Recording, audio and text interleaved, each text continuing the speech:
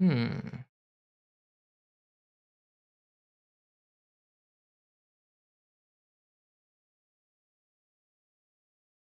Ah, here we go. What's up, y'all? It's Jam and Sam, and we are here to restore another Chrono Trigger song, commissioned by Matthew Valente, for Corridors of Time. And so I see, yes, I see Matthew's here already. Nice. Glad you could make it. So wow, this song is one of the better ones for sure. Welcome, guys. All right, so we will begin. I'm gonna start playing the song. We start the song with.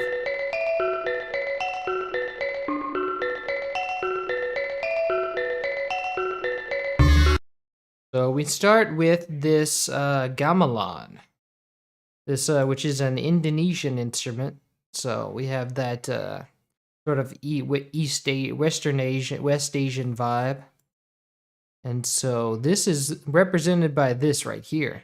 And this channel here is just a is delay notes, so we're not worried about that. But let's see what we have going on here. We have a pretty solidly unrepeating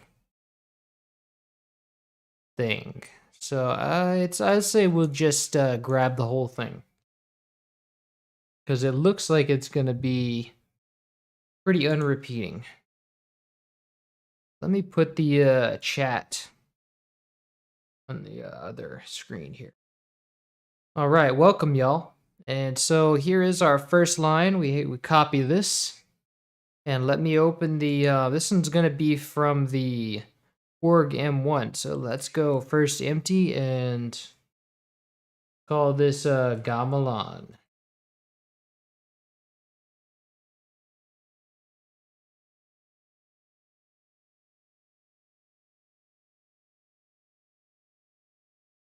All right, so got that, and let's grab our M1. And let me mute out the MIDI notes first of all. There we go.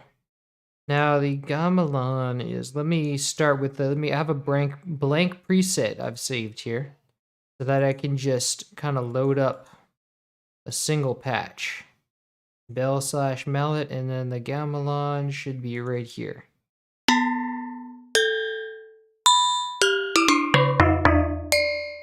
Nice. So let's give that a let's call this gamelan.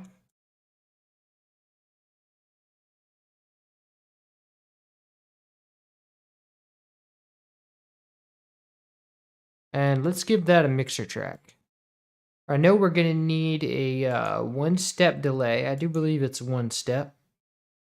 Let's go put a fruity delay 3, 1 step. Let's give it this amount of decay and like this. And I do believe it's a ping pong thing. We're gonna have some fun uh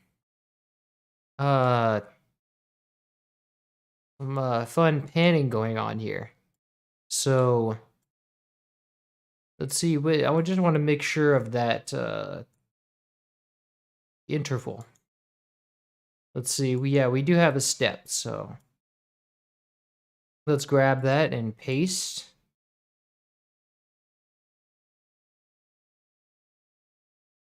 And what is the panning thing we have going on here? It's like a sweep, just like with Shala's theme.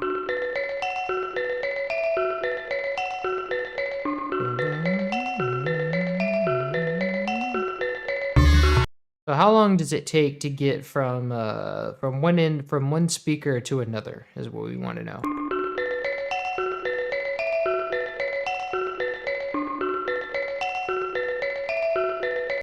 I think when it does like every 4 bars is the cycle. So let's try to specify that let's see. Let's try to use the LFO for this one. Because we can more easily specify lengths with that. So let's go to speed and let's make it where it cycles every 4 bars. There we go. That ought to do it. And then we can use the scale levels to change the level of that if we need to. And it is not playing for some reason. Oh, maybe because we have it set to a different channel. Let's Alt-C to change the channel. Wow, Matthew is here. Yes, welcome. Welcome yourself. What's up, Xavier? Glad you could make it. Welcome. Oh yeah, the panning. I think the VGM trans midis don't have the panning data in it, if I remember. Yeah, Shala's theme different either. Shala's theme didn't either. So let me check, but I don't think it has no panning information. But that's okay. I can pretty solidly hear that it's like has a repeat point. But does it start by going up or down is the question.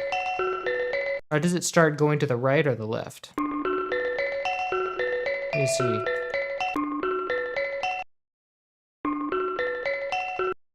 It starts by going to the right. So the question is, do we have it going to the right first? Yes, we do. By default, it goes to the right. Ooh, so many I want restored. Yeah. Okay, so let's see here how that sounds. That is an octave too low. Nice.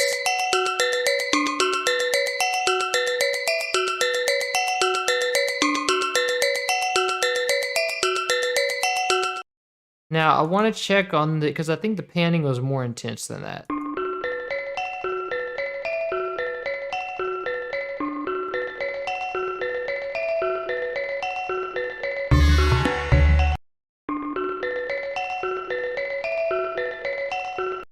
Yeah, I think it went like all the way.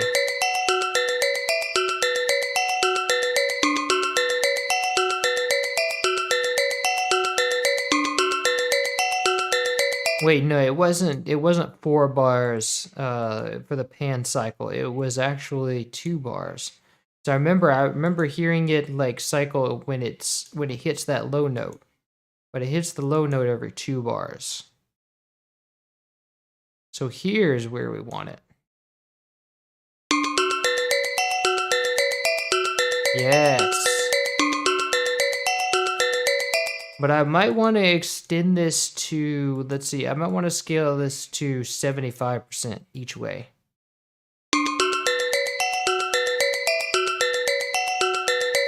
Nice.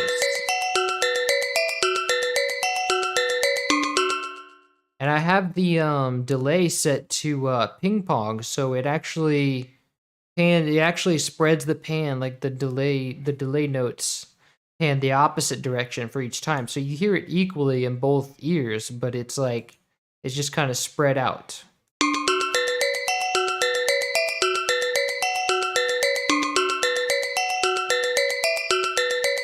Nice, that's beautiful. And so my only other concern is that is too loud. Let's take it down a bit to make a room for the other instruments.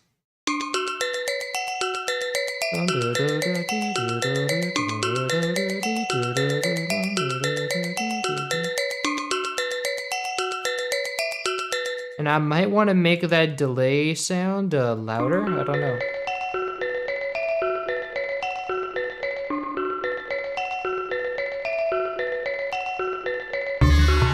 No, I think the one on the left is the first one is definitely louder. So we're good on that.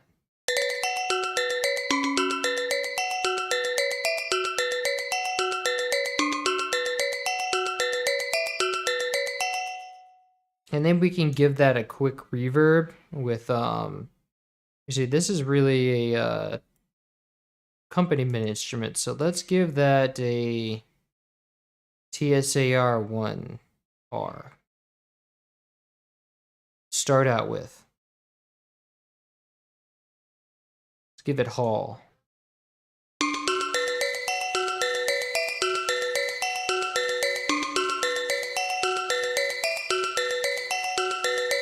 Nice. Sorry, I just stuck in traffic. Oh yeah. Well, you didn't miss much, so we're just starting. I really don't know how all this works, so I'm sorry if this question is blatantly obvious, but one of my favorite OSTs is Sage Frontier for the PS1. Is it even possible to do what you do for that game? Not the way that I do it. I don't know how to get music from the PS1, but I'm sure it's possible. But yeah, it wouldn't make as much of a difference as the SNES because the PS1 is already has pretty good quality music. Like it was also used in the Tokyo Drift credit song. Like the Tokyo other places that use the chord gamelan. Yeah, there is a TikTok song that I know that uses this gamelan that I hear all the time. It's a pretty lackluster song, but that gamelan is recognizable. I'm just catching up on what was talking. Watching old beginning at 2 speed. Oh yeah, so you're hearing me talk like a little chipmunk then. Or wait, no, they don't have the pitch increase, but you'll be hearing. I'll be speaking fast. Remember, the choir was hard to get right, so I hope Sam had a better quality sample of it. Well, for starters, I don't have a sample. I use a whole patch. We use whole patches here, so I don't use single samples unless there is only a single sample to be had. Um, but the choir patch, I don't see it being too difficult because that was a pretty one-to-one sound in the SNES. The sound in the SNES was pretty well represented, despite compression, and it was pretty clear the intention. Let's see, corridors of time restored for the 100th time. This time restored by Sam. Yes, we'll be doing. I'll be gotta do my take on it. All right, so let's paste the MIDI now, and let me make sure that there is no space here. There is. I don't think there is. Is that a note or is that space? No, that's a note. So we have no extra space to remove. So let's just add the gamelan in, and the gamelan is like pretty much the lowest note no, the bass is. We have a bass here. I'm gonna put this in the middle somewhere, and we're probably gonna want an ending for this. So let me also anticipate that by just adding first the legato of the repeated note at the end, so which is a D. So, oh wait, they already have it at the end. So now I just have to elongate it. Nice. So now what do we have next? Then we have that sitar that comes in. I remember that they have that sitar sweep that comes in after that. And this is probably that right here. The sitar being the flow. Okay. Hold on. Okay, so I'm caught. Let's see. What is that? TD. Okay. I'm just catching up with what y'all are saying. Oh, patch I meant. Okay. Oh, we'll see. Oh yeah. Well, we'll see what it has in store, but I don't anticipate any surprises for the choir. Okay, so I'm caught up. The choir patch in my restoration originally was the full patch and the sitar too, but people complained about it not sounding the same. Well, we'll see how that goes because when I heard the choir, it sounded very much the same to me. So I don't anticipate having to change the patch or the sitar too much because I didn't play with the sitar much. So we'll see. That's got to be my biggest frustration when remastering these things. So in the final version, I did use the one sample in stereo, and I removed the sitar's lower sample. You'll hear it later. Well, we definitely don't like different sounding samples in the same patch. But I have a trick for that. If you'll recall, I used it on Shala's theme because the oboe from the Proteus 2 had these weird samples that some of them didn't have the same quality as the game. And so what I did was I just put a multi-band compressor and I targeted the particular frequencies that were in question and just kind of made them fit. See, 15 Canadian dollars from 30 Occident. Welcome. Thank you. All right. So, yeah, thank you for that. And let's see. So we'll see how that sounds.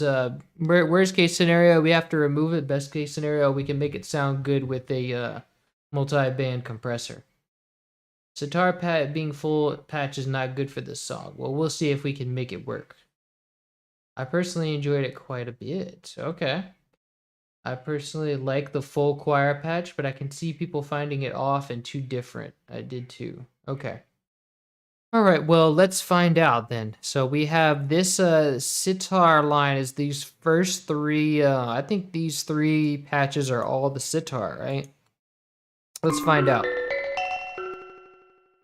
So those three, we have these two that are the drums. And what is, let's see, I think these four channels are the sitar. But Kuroneko is not going to play it for me because there's too much silence. Kuroneko is kind of a jerk like that. He doesn't want to play. Okay.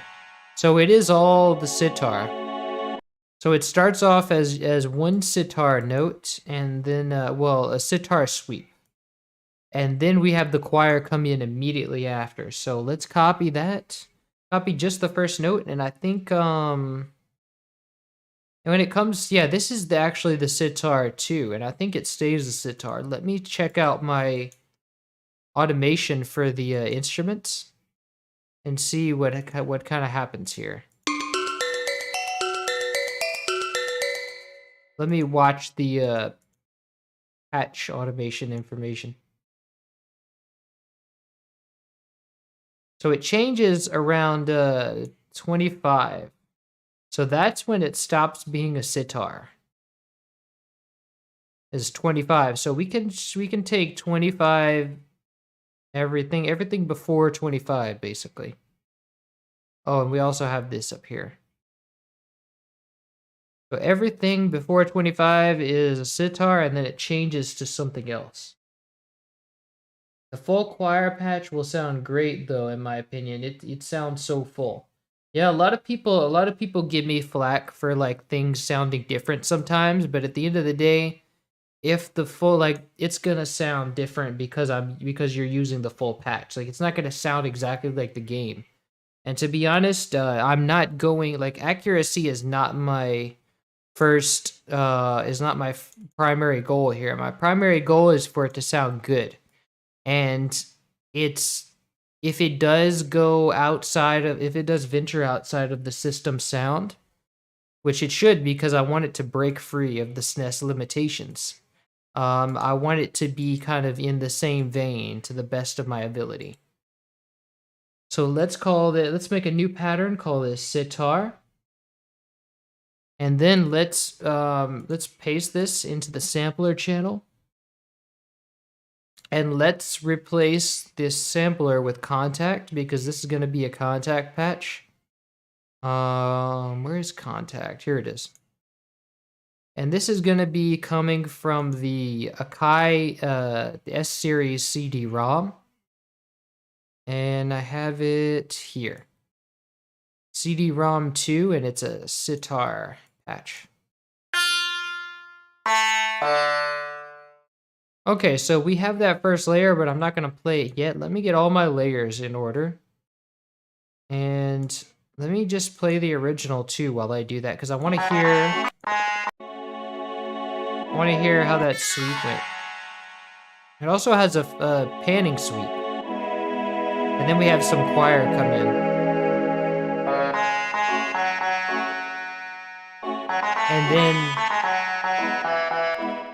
And then the rest is, after that, it's only one sitar. There's only one channel for the sitar, and then the rest is choir.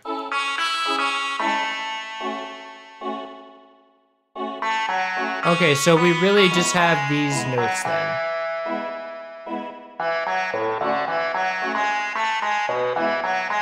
So let's grab this.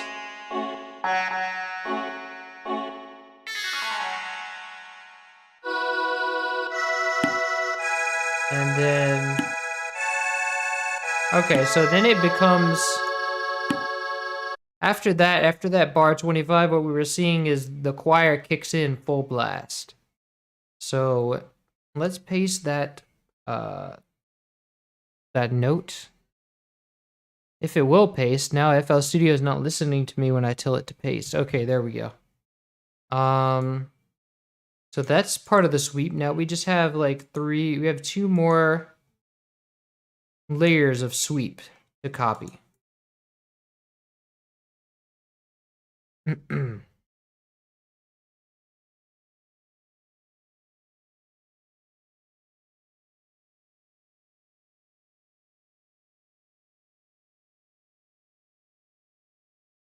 Okay, then there's just that last note.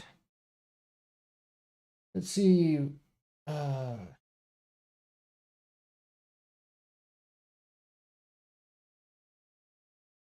Sampled choir reminds me of the M1 choir sometimes. Yeah, all those choirs almost kind of sound the same to me, all those 80s choirs.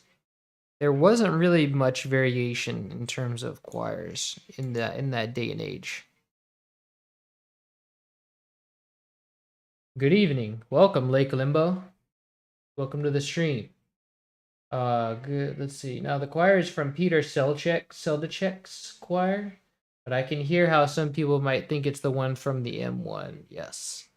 Oh yeah, it was like the best I thought it was best service classical choir, but I think it has the full name is Peter Seldachek. Dun dun dun dun dun dun dun dun dun dun dun dun. All right, so we have this, and let's remove this space just so it's a well. No, wait. There is a intro to the bar here, so we want to kind of keep that, but there's no reason to have a full bar of space either. So let's take this out. Oh, this is because we have to Alt C to change it all to channel 1. Is that an octave too high? And FL Studio isn't even listening to me. Scroll down to change the octave, like I said before. There we go. Nice.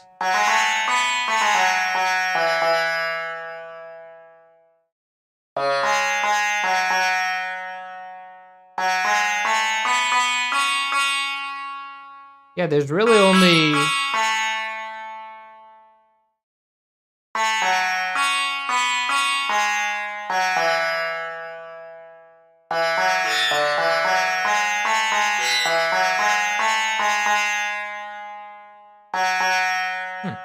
Yeah, I really don't hear how it sounds. I really don't hear how it sounds different at all. This sounds exactly like the game, and there's only 3 samples here, so...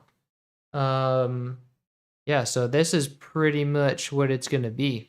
I don't need to change much of anything except for giving it a mixer track. So let's collect. Oh, it's already sent to 1, so that's good. Let's call this Sitar. And let's give this a reverb and change this to TSAR1R. All.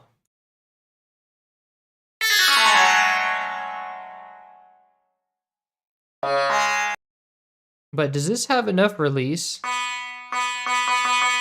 Okay, yeah, it does have release in it, so we don't need to mess with that. Nice.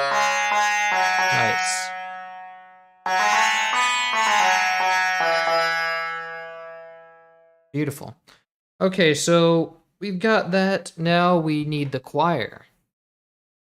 And let me paste this into the mix, and let me put it right here. Cool. Let's see, I need, yeah,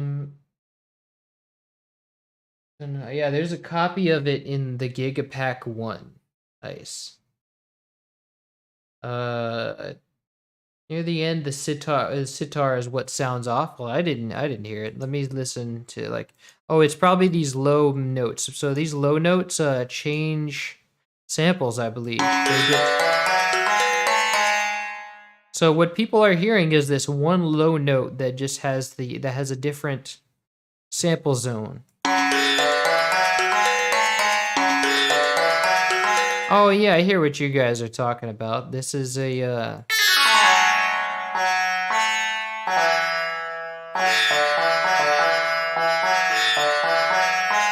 well, that's the kind of, I hear what you're talking about. That's the kind of thing we can knock out pretty easily with the multi-band compressor. So let's take care of that now then. So let me go and put the playhead here.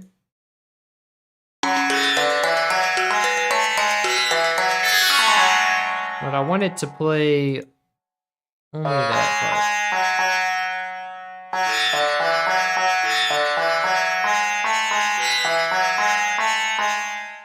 So let me put Maximus on this.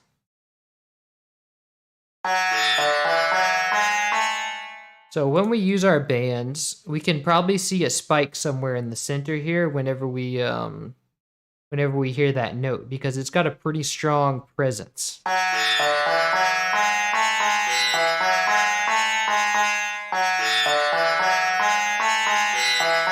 Yeah, did you see it? The spike was right around here. So if we drag our bands, we say that this is the highs, and then the lows are, then the mids are just this part right here. Right? So this is the zone that we want right here. We want to mainly correct that middle part. See, there's the spike right there, and so we want to stop that. We want to stop that dead in its tracks. So let's take the compressor down here. And I think that's really all I can do at this volume is limit it.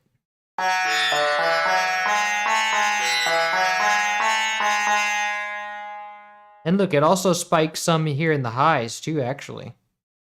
So, but this is too quiet for me to make. I need to make more precise measurements. So let me raise the volume on this. The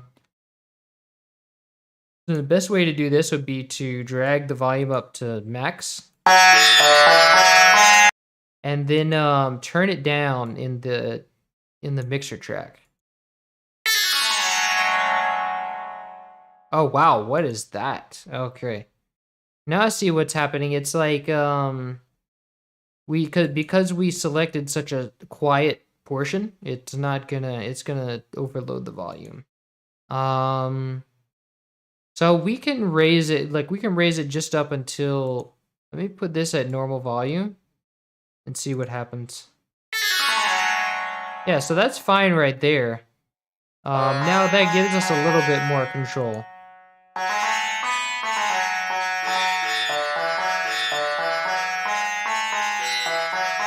See, so this is the spike that we're looking to cut down on. And now we should have enough control where it's like we can cut that down a bit. Oh, and I also almost forgot, I can just bypass the snap here if I want more precise controls.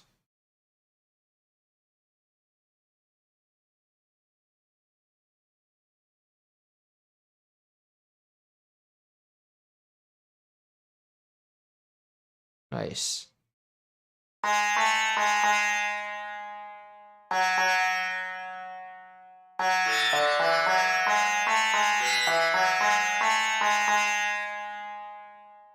Nice. So now we can do the same thing for the highs.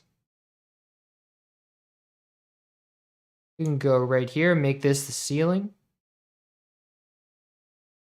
And then, like that.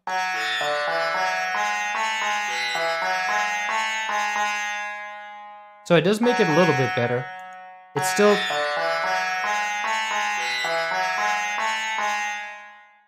One thing that's the problem is that it's registering as a lot of the highs. So if we put a low pass on that, I don't know why FL Studio doesn't give me these knobs anymore. I don't know what I did to mess this up, but now it seems all of FL Studio, I have no more EQ controls. So we're gonna have to use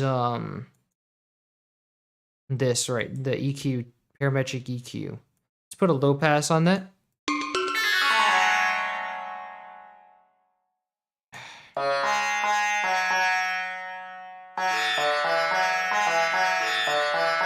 Wait. And why does FL Studio insist on changing my places? So let me put a low pass on that.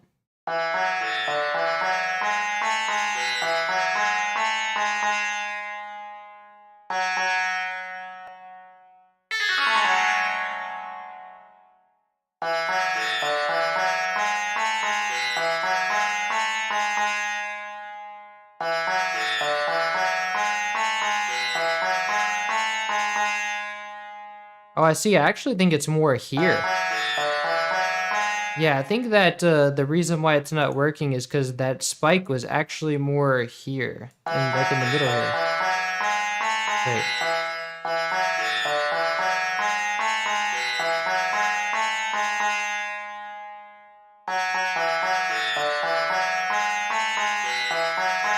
Nice.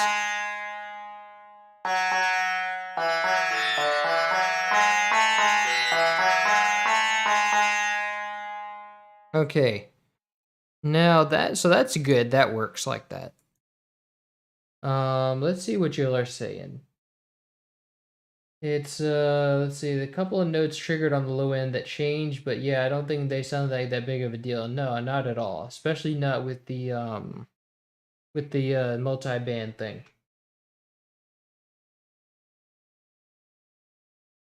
This guy could probably produce such a good rap instrumental. I don't know if I could, but I don't know that I would unless I get paid really well. Because I'm not really a rap guy. I just don't I just don't it's just too narrow of a vibe for me. They're different.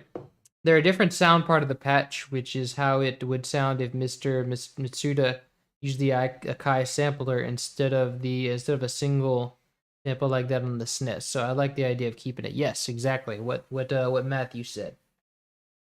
Okay, yeah, I noticed FL Studio looks a bit different. Yeah, this is my dark theme that I used, but this is bumming me out. I don't know why FL Studio suddenly decided it doesn't want to give me EQ controls down here anymore. But actually, I think you guys can't see this, so this is like it's right here. It suddenly doesn't want to give me EQ controls anymore. So I don't know what's up with that. FL Studio just makes these weird decisions. Let me see if I select a different. Nope, it still doesn't work. Yeah, I don't know what happened here. But now FL Studio doesn't give me control, like I have to click on the whole thing, so. It's not even a different version, like it somehow just disappeared when I clicked it. So that was really weird, but I don't know why. I don't know why FL Studio does some of the stuff it does. But anyway, with that said, we can go move on to the choir now. So this should be all the choir, like this, after this first note change. Well, actually, first we need to go for that part after 25. But this, I think, actually changes back to the sitar. So we have more sitar notes. Let's see. Oh, this is where it loops over. Never mind. Of course, that changes back to the sitar. So the rest is choir then. And we just grab this. Let's see.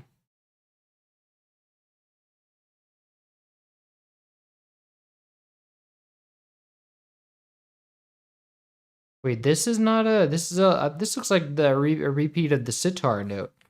Let me see at 25. Oh yeah, it is actually. There's another sweep here. I think I only captured up to 25 too. So, but if this is just a repeat of the sweep, yeah, it looks like it just does the sweep again, and then it goes back into choir. So we just have to repeat that sweep in the thing. So right here, and then we're good. But actually, I also remember I removed like 2 bars from here, so I just have to add these back again.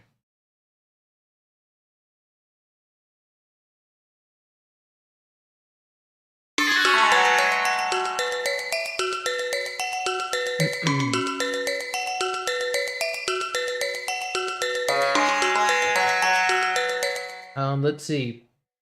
How are you getting the oh wait. I have issues in my JVs not showing the childlike sample, so what? Might be under view settings. I don't know. I'll have to I doubt it. I'd have to mess with it. I don't even really care that much, to be honest. It's not that big a deal. It's just annoying how FL Studio does dumb stuff like this. Let's see. How are you getting the sequences? VGM trans shouldn't loop. Well, it doesn't loop. It does this last note and then like, but I'm saying the song loops. So I have to loop the song. So I loop the song once, and then that's how I do it. But the song loop is like here, but VGM trance has like the first note repeated, and then it just stops. And yes, this is VGM trance. So let's see, we have two different articulations to our choir, right? We have one is legato, and then one is like we have a staccato articulation. But let's see, so we have this sweep, and then after 26, the rest is choir, and I think this is the I think this is a sustained choir actually. So let's find first empty, call this choir. Thanks. I will try not to interrupt too much. No, it's good. This is a group effort, so I appreciate everybody chiming in. Yeah, it copied it like has the whole thing in it. So, let me now add. So the choir is also a contact patch, and so we have it as here we go. BS classical choir. So that's good. Let's raise this up to normal volume. Now we can hear it, and let me paste. This is gonna be not till later, this choir, so we're gonna have to move it, but we'll just put it there for now. And now there is also, I'm gonna grab these other layers first, because there's like, looks like there's multiple layers to the choir. Let me play this real quick.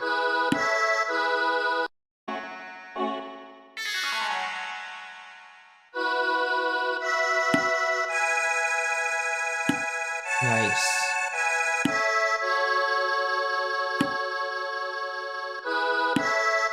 Beautiful.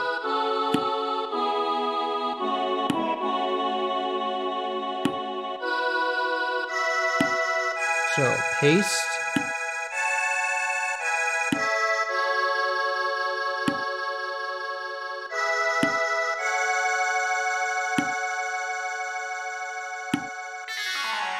And then that's when it loops.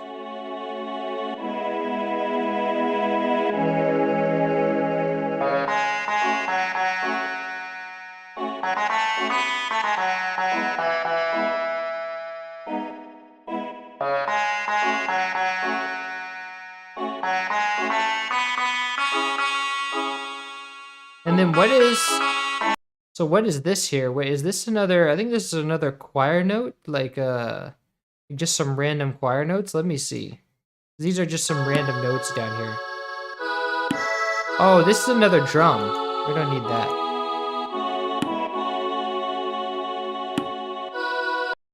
So now we just have these staccato choir notes, but also these legato notes here too. So let's grab those. Let's see, it's everything but this first legato note. And then it goes into the choir again. So let's copy those. And then there's a bar between these and the rest of them. So let's paste this. Let's first paste this. And then Shift I to invert the selection. And then let's move these to the end. But there's also a bar of space here. But we don't need to do the space because we can put that in the playlist. So now this is going to be staccato notes. So we're gonna have to, but we can figure that out after we get all our notes in. So again, the same thing here, everything but the first note.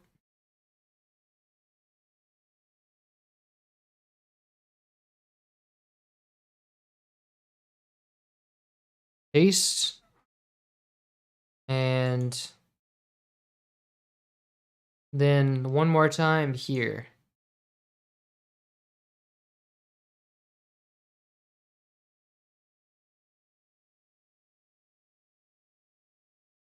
Okay, so that's our choir, and what I want to do is just change these short notes to channel 3, and then Alt C, and then oh wait, Let me select those again. And then Shift I to invert the selection. And the rest of it's going to be sustain choir. So that's going to be going to channel 2. So Alt C to change that. And let me add another choir patch. And so this one is going to be short note. So if we go into the contact patch and turn it all the way down and then give it something like 500 or 600 of decay.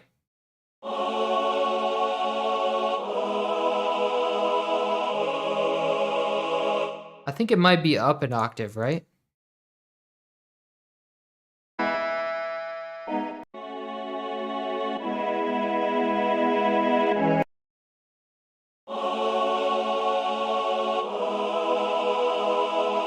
No, that's right. It's just a little smoother in the SNES, I think.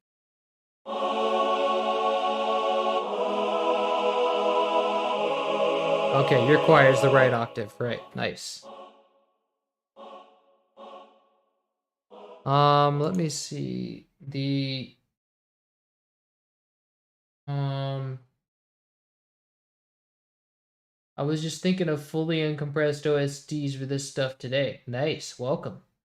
Chrono Trigger sample is a G sharp, maybe 5 or 6. I can't remember. And FL7 choir is just D5 or something. Look for a fix for the missing EQ. It says to click on the little gray triangle at the bottom right of the EQ window, and they should show back up. Little gray triangle. Oh, this? What? Oh no, this is plug-in delay compensation.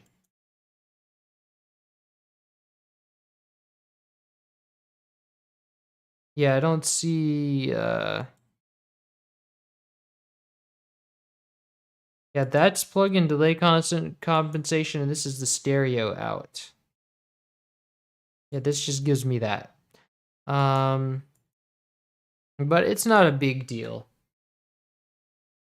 Let's see. The choir chords after the intro change ADSR. It's pretty interesting, the kind of transient sound it gives off. Yeah, yeah, they change, like, it's because the choirs are changing articulation. So choirs can be like have the same people do different, like do these ha ha. And I looked at short articulations within the like they actually had some staccato samples of the choir, but it was they didn't use the full keyboard, so I wouldn't have been able to use probably have to go up this high if I used the actual staccato articulations in the patch, because I can show it to you guys, but it's gonna sound way different. And I want this to be loud, like normal volume.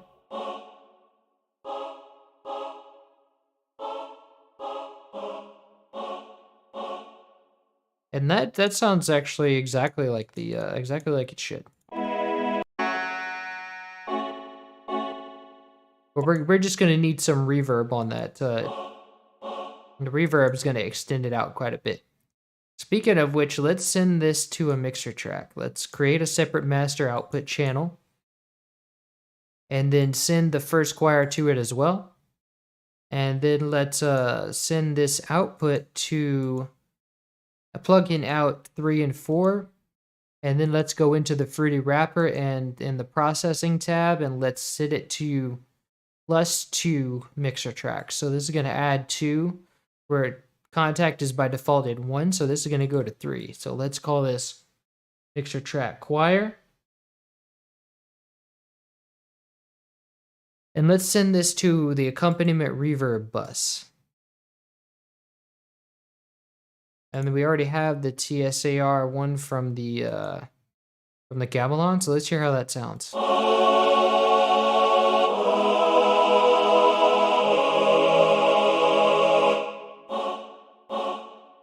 But this choir patch is too powerful right out the bat. So let's reduce this choir a few decibels.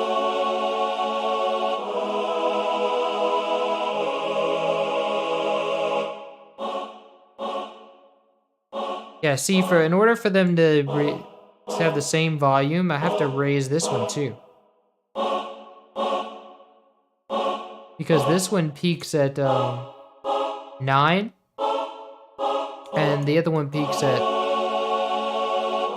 now it peaks at 9. That's exactly where I want it. So one thing I'm forgetting that I'm just remembering that I forgot is the sitar had a panning sweep. So let's look at what that is like.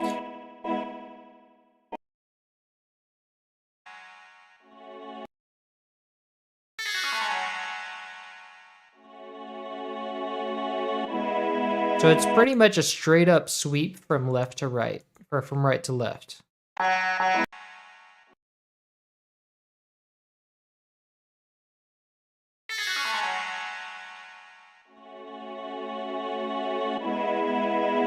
And then the sitar uses, the main sitar line is just center pan. So what we need to do is we need to tell Contact to do a panning sweep from right to left, and for that that sweep, and then we need to have it be center. So I'm gonna go to MIDI automation in I think this is host automation, yeah. And then I'm gonna do I'm gonna go to the automation tab and drag the first knob to the panning of the sitar. And then I'm going to go into current project generators contact, and I'm going to right click edit events on this knob. And let's see, it's going to take a full bar to want to sweep. So let's go just straight up and down. Flawless. There we go. Nice. And then we want it, now we want it to shift directly to center, the center.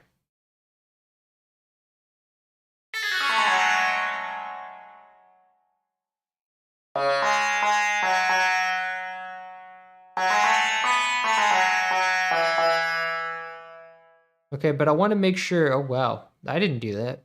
It's weird.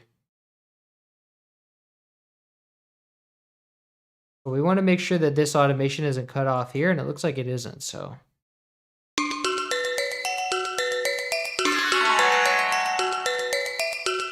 And I want to further reduce the volume of that gamelan because it is pretty loud still.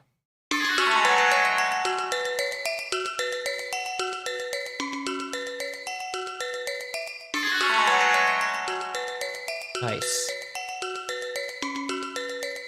Now we kind of have some room for the choir. And so let's put the choir in there and see how it does. But let me zoom in here and let me kind of cut off the space that's in here. Okay, and let me see what y'all are saying.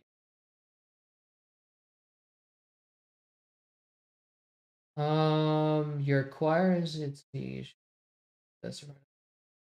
Different because really not using Matthew's version as a reference.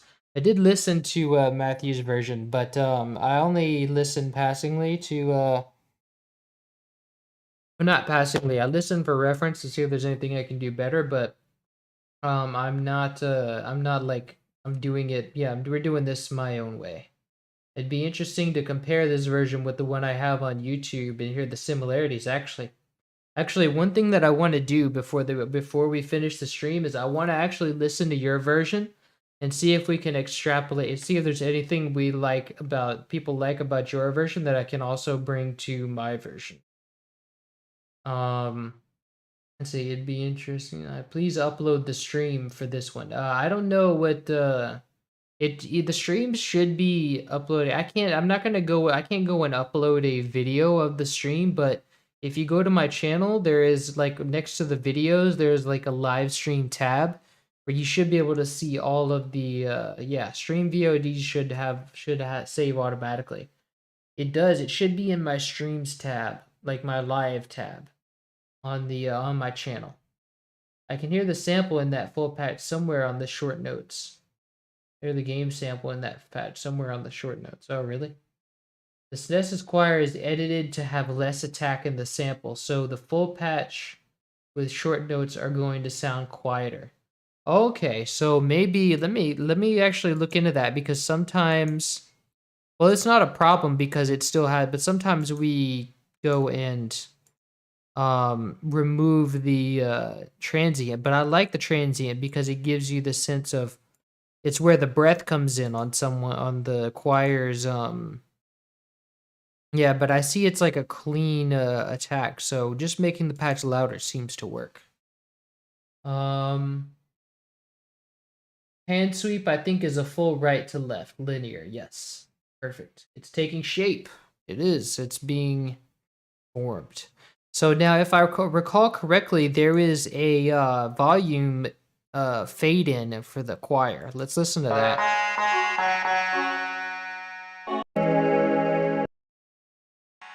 So it comes in.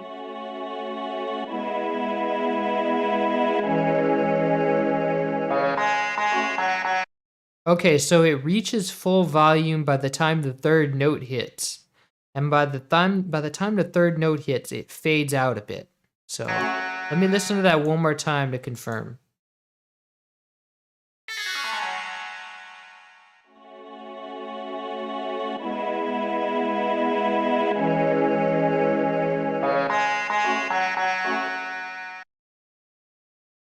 And actually, the staccato notes do sound quieter in the SNES. So let's actually take that patch down, like the staccato notes down to normal volume, and then we'll roll with that.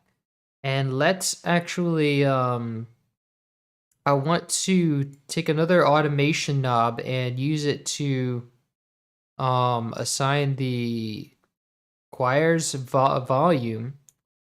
And so let's do a fade in. Let's right click and edit events on the volume, and let me insert what is currently there. And then let me go so that each note is a bar. So by the third bar, it should be fully and we don't need to go all the way down. We just kind of have to do it by ear.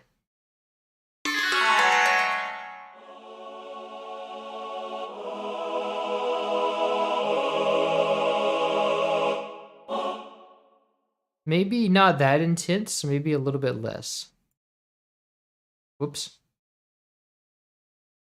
Let me zoom into this part here.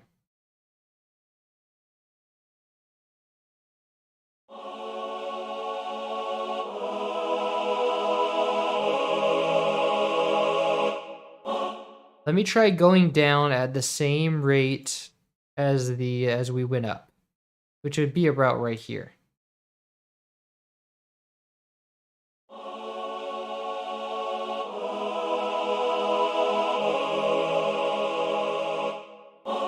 Nice. Okay, so let's see. Thank you for doing the volume changes in the intro chords in all caps. Nice.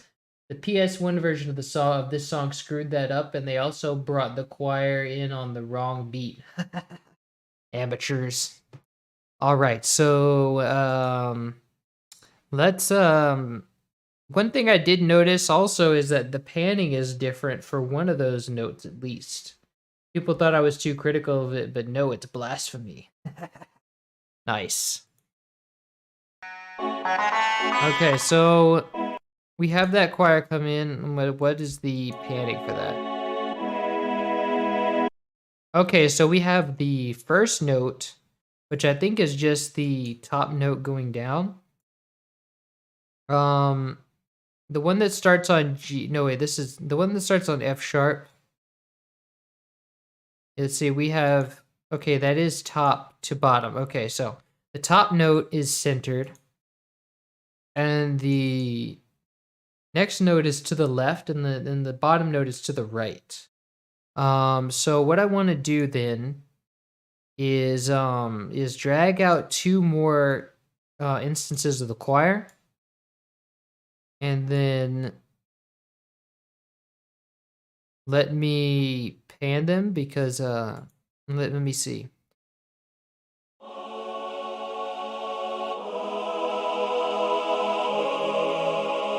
let me, I think it's the same deal whenever we get into the next part, right?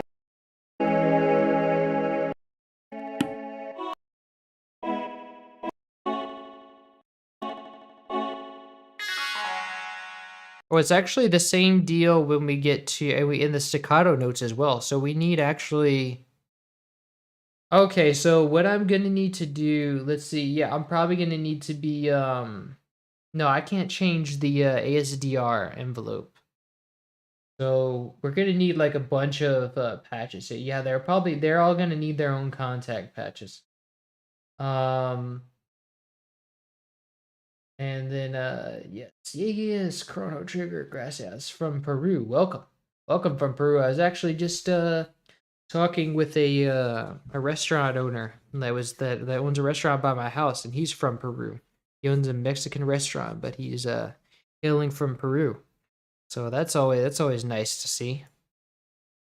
So we have, let's see, we have these two. Let me name these now because let's see, this is choir L. Let me do L for legato and C, or let me just type them out because we have room. Legato center. And this is choir staccato center. And this is going to be choir left. No, choir legato left. And this is going to be choir legato right. And so then that means we need two more. One is going to be staccato left, and one is going to be staccato right.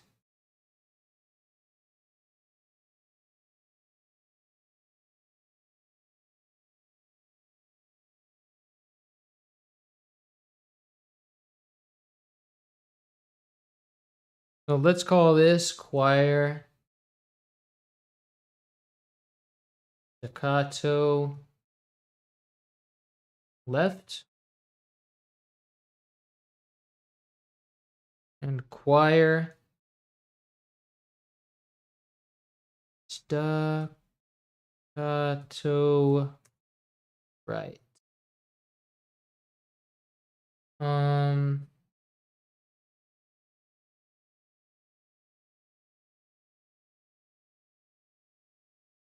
all right. So, let's see.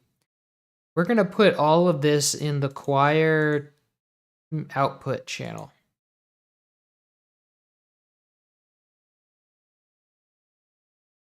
So now this is all going to the choir's mixer channel, and we're going to need to do some major reordering of the patches. So if I recall correctly, the left one is middle, right?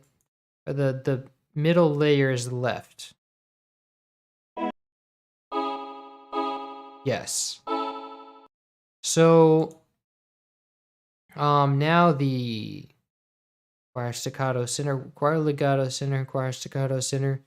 Legato left is what we want to change. Let's let me select and I think this one is the one that's going to be, yeah, this one should be, even though this one dips to the lowest volume. What are you, why are you showing me an hourglass? Like, that makes no sense.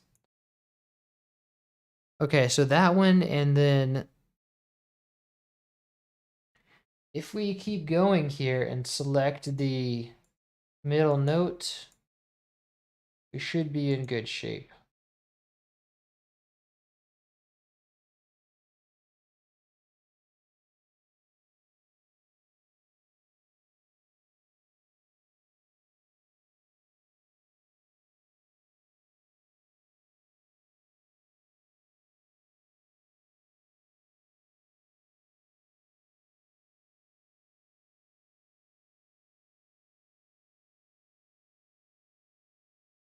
So now let's, what channel is it again? It's 4. So let's go to channel 4 and then Alt-C to change it. And then let's select the lower notes now. Control-Shift to select more notes without ruining it.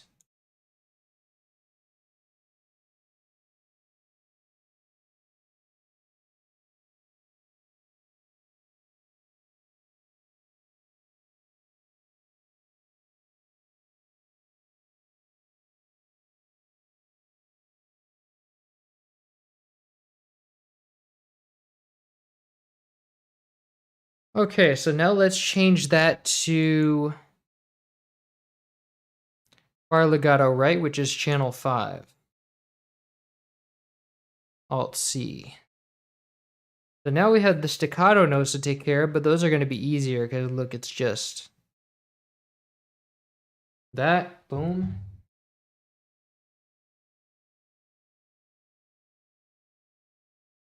Boom. Boom. Boom. So now we change that to 6, I believe. Yeah, 6. Alt-C, and then now we just select the bottom.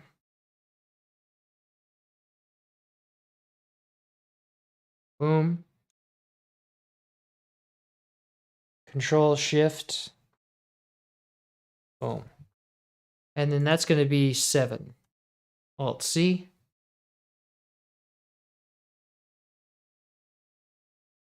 And now we have, let's see. So now we just need to actually change the panning for this. So let me check the measurements of that panning spread. Should be, so here we have to the left 91%. Wow, we're going all the way. Now 91% spread. So on the left ones, let's change it to 91L.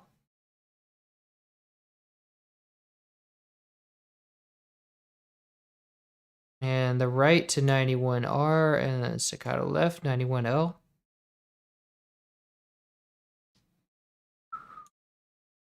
Staccato right, 91L. Cool. So now this should sound Gucci.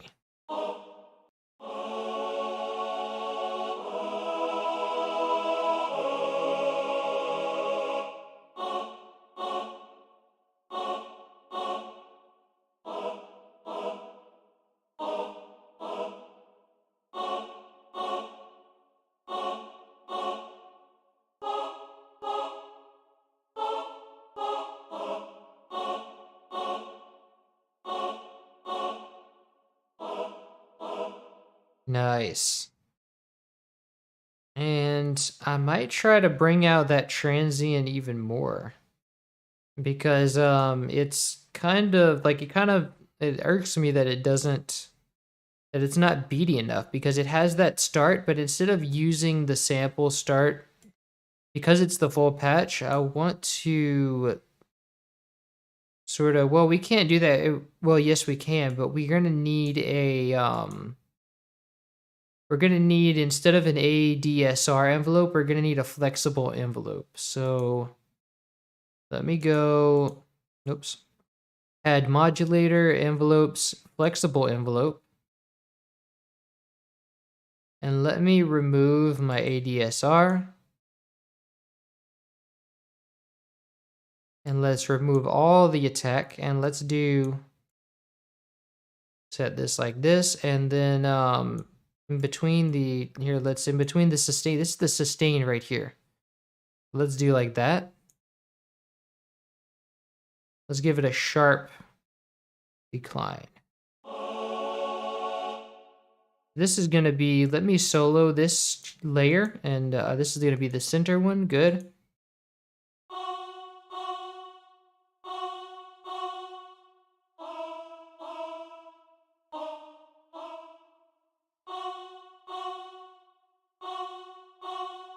Nice. See, now that's nice and sharp. I like that. So now I just need to copy this to to all 3 staccato presets. So let me save this as new preset. And then let me go unmute this and go staccato left. Do the same thing as before, add a flexible envelope. Remove the ADSH DSR. And let me select the new preset. And then the same goes for the right.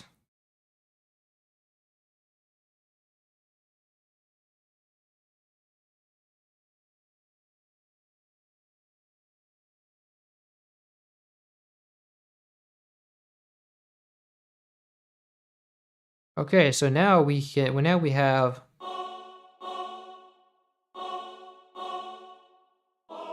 it's a little better.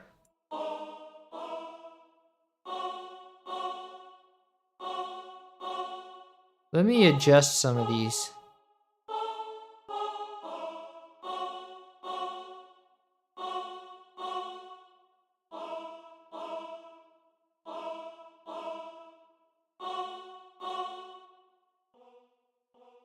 Oh, now that it made them really quiet. So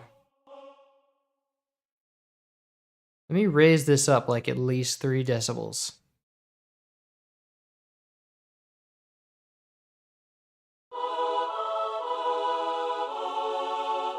Let's mute that out for now.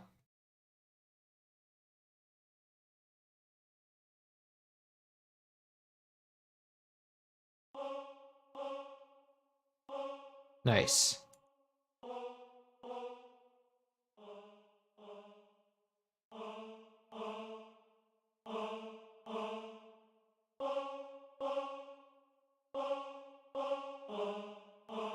I don't think I need them to be that sharp. I think it was just that these are really quiet.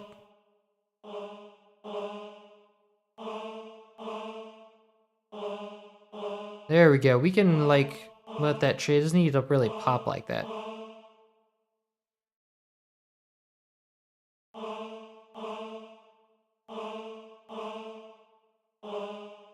That's a lot better, I think.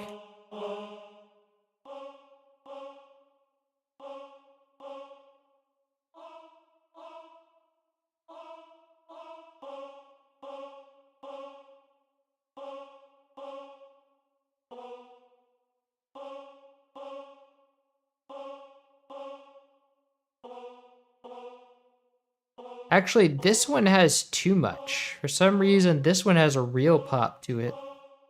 So I actually need to introduce some attack to it.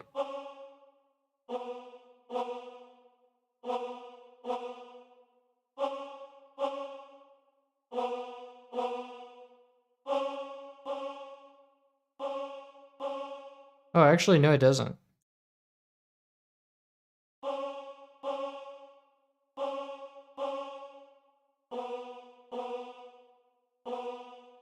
Okay, that's good.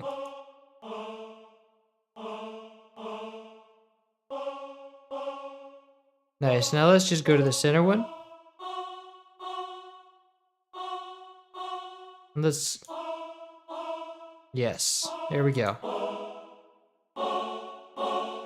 See, now that's much sharper. That's much clearer. I like that. Let me see. Okay, y'all are talking amongst yourselves. Let's see.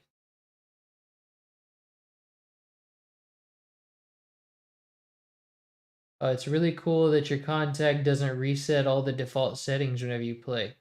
It might be a cakewalk bug, but mine always resets, so I always set it in the MIDI. Oh wow, really? That's annoying. I guess there's probably should be something on Google that you can find out for that, because most of the things that I've been able to solve for Google, but I don't use Cakewalk, so I don't know. I wish you can copy your configuration settings from patch to patch in Contact. I think you can do that. Well, not your settings for each patch, but you can save the patches, I guess. Like you can save your multi, like you can save the entire, like you can do save multi as, and then it'll save this whole thing, like this whole window. And why can't, okay. Okay, so that's good. Let's see.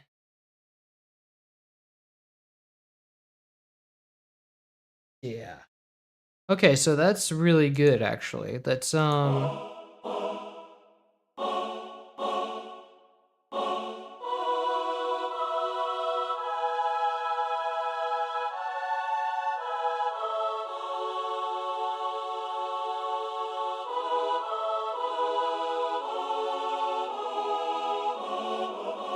actually I want to have some release on these on some of these legato choirs because when you have legato voices, let me give it 250 milliseconds.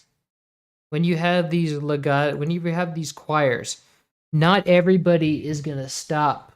Not everybody in the choir is gonna stop at the same moment. So there's like some disparaging, like it's gonna be a bit of a blur, and you want that to be kind of a bit of a blur so it sounds like a real choir. So let me give it an extra 100 milliseconds of a release so that the notes kind of blend together a little bit, but not too much.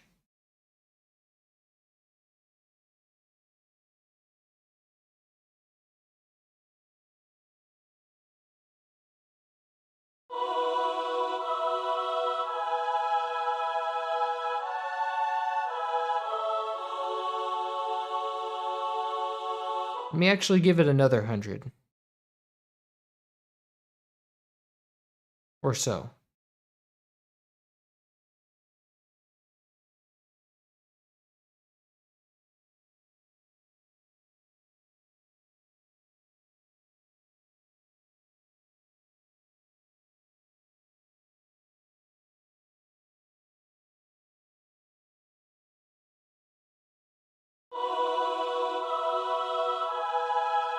That sounds more natural. I like that.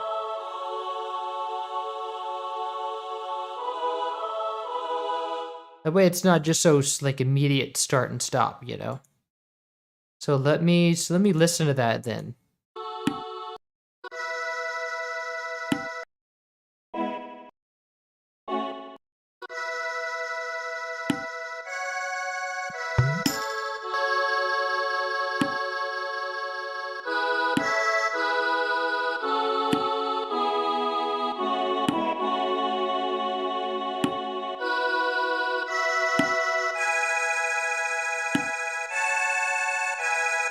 Oh, but I think the panning actually changes here. And because let's see, this is not relevant. Actually, the panning does change here. The spread is not quite so thick. Um, wait, is it? Yeah, actually we have a 56% spread here. And the middle note is on the right, actually.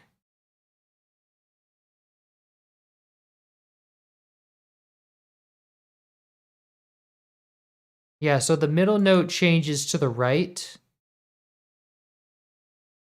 And so let's fix that. Let me go and so we're gonna have to automate all these pannings.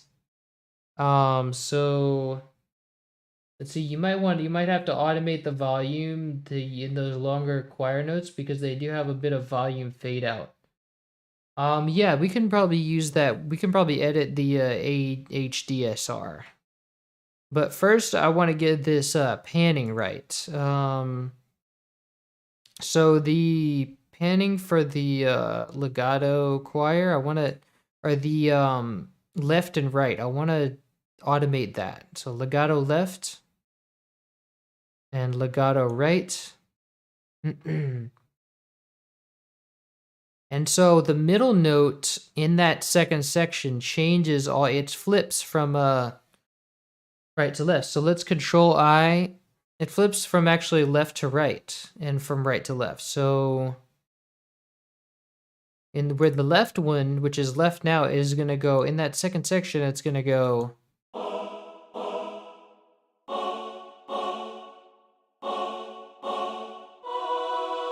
So we're going to set this to be, let's see, let's highlight where we want it to change.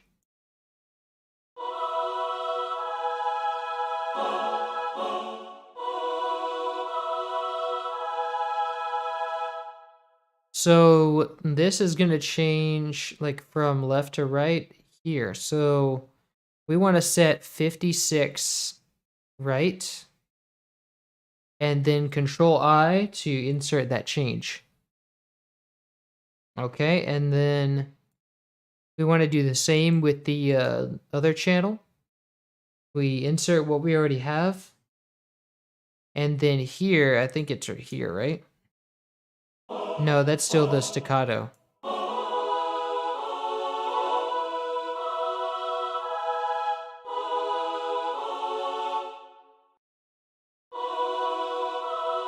So here we want it to change to the left.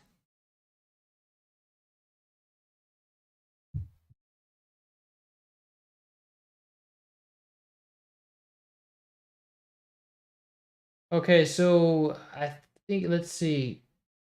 So now we get to, let's see, let me listen to it first of all.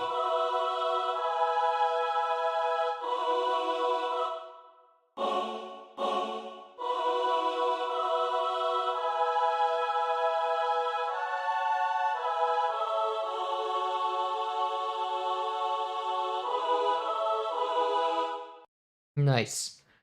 So now let's get to what you were saying. Now let's get to what you were saying about the volume change. But let's see. Hmm. I really love the transients. I never did that in mind. Ah, yeah. You can't sleep on the transients, man. It's a like especially on choir. The beginning of like when they first do the breaths is is like really what makes it kind of, like really what makes the patch. Um, you might have to automate those longer choir notes in the bridge. They do have, in fact, a bit of a volume fade out. So that's what you were saying about the bridge. Let's see. It sometimes do that in do different channels with different fade outs for the samples. It can be annoying though. It adds clutter to the amount of channels used. Well, that's why you gotta. I think that's why I think you gotta stay organized whenever you're using a lot of different channels. So the FL Studio is made to support. Actually, most DAWs are made to support many channels. So you just gotta stay organized. Is the tough part. Now, so let's check out this volume fade out in the second part of the choir. Oh yeah, see, it's like and I'd like to add that the reason the reason people like people think the choir sounds different is because here you can hear the voices. They're like chipmunk voices because it's one lower choir patch with the voices like just going up. So they sound like chipmunks here. So that's really not good because that's not what the composer was going for. So we definitely want that full patch.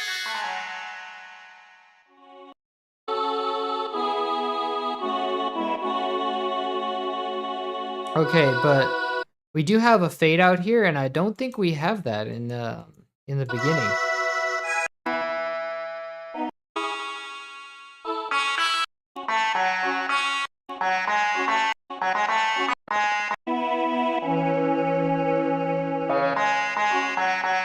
Yeah, we do have it. It does sustain pretty well.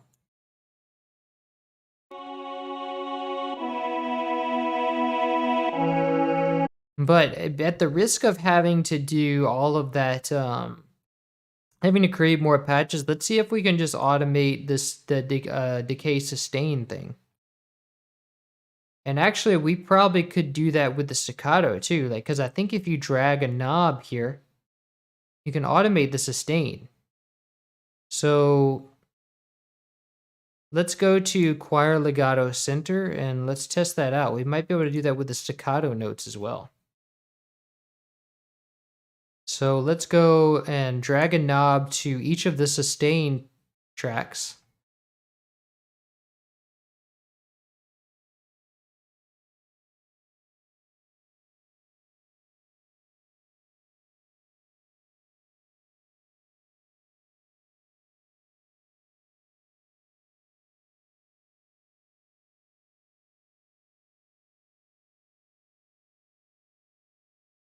And then let's go to where it says sustain, right click, edit envelopes, and let's insert that.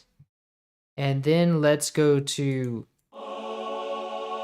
So at bar 4, we want to drop it down to 0.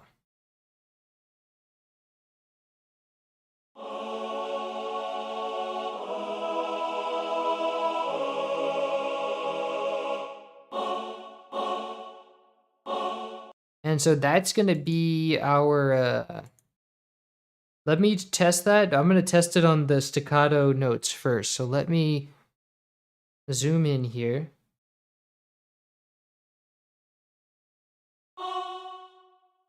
Shift C, and then let's change that to channel 1. And then let's go to the middle note. Shift C. What channel did we want here? 4. So let's go click on that, Shift C, and then change it to channel 4. Alt C to change, and then bottom note is this one, so 5.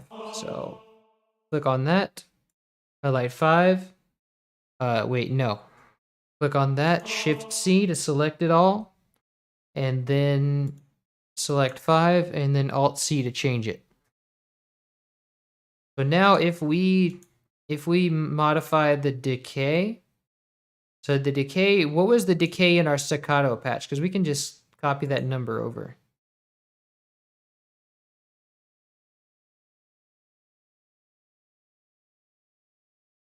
Oh, we had that flexible envelope in the staccato patch, so we can't use that. We're gonna have to use a different patch for that, but we can use it for we can still use it for the other things. So, let's undo all that. We're undoing all those note color changes, and let's do that for. No, wait, we have them as the same patch already. So let's go into, and we already have the changes. We already changed the sustain level to 0. And so, but let me change it later because I don't want it unnecessarily ruining any notes.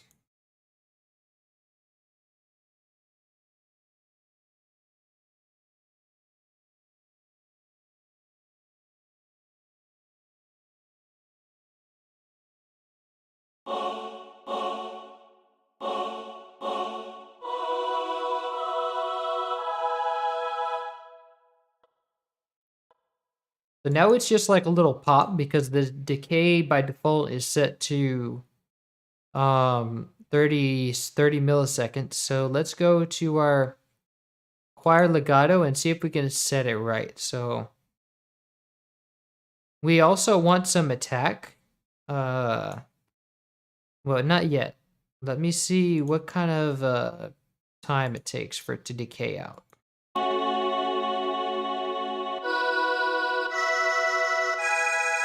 That sounds something like 2 seconds.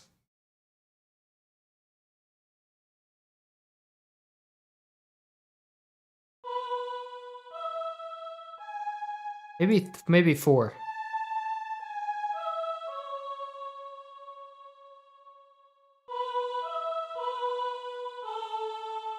Yeah, 4 works.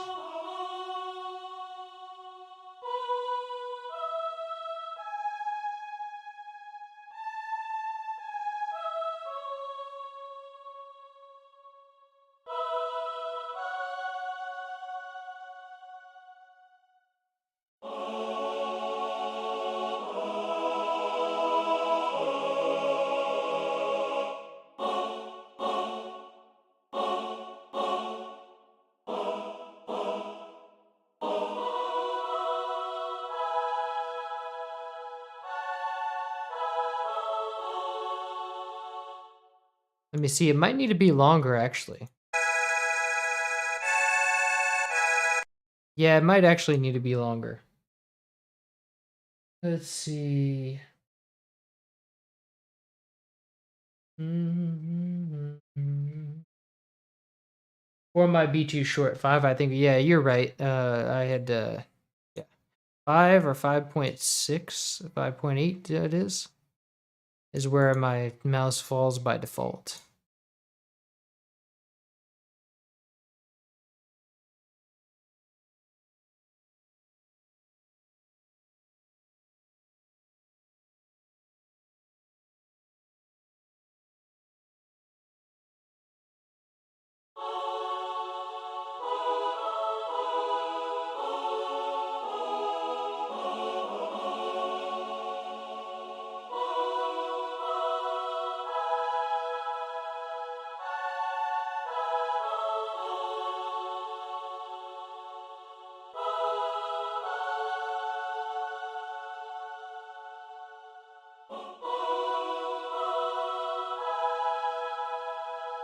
Nice, but we also have some attack too, I think.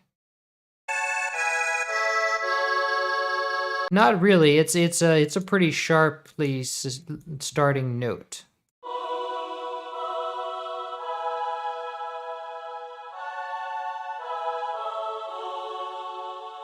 If anything, I think he's trying to recreate the patch because the patch has some natural attack, and so sounds about the same actually. Okay, so with that done, let's see. Even 5 sounds too short. Oh yeah, because I did more like 6, I think. Let me see. I did 6 for so yeah, I did 5.8 here. And then here I did 5.2. Let me raise that to 5. There we go.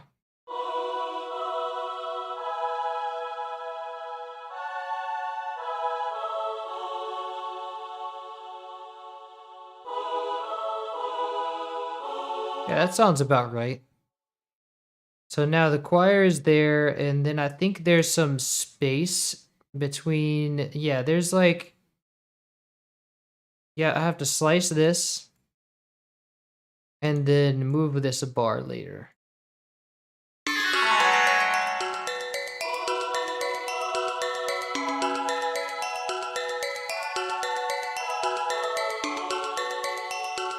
And this is really quiet. I don't know why. Let me see. Oh, maybe there's something with the volume. Oh yeah, because the volume dips down here, but I have to actually raise it up later.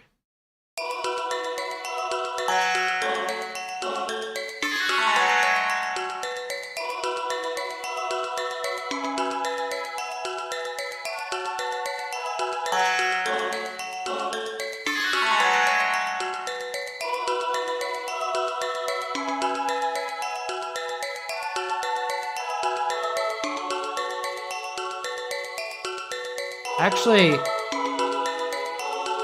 I think I want that to be even louder, to be honest, because that, either that or I want the gamelan to be quieter.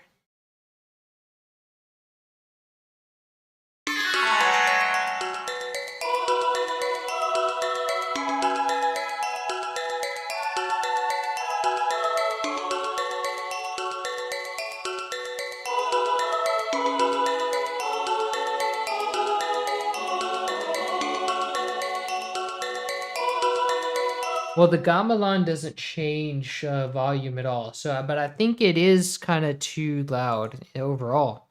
It's weird because I keep changing it down, and it's still too loud.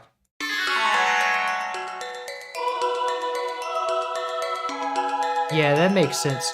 The gamelan's supposed to really kind of be in the background, so I don't want to mess with it too much. Let's see.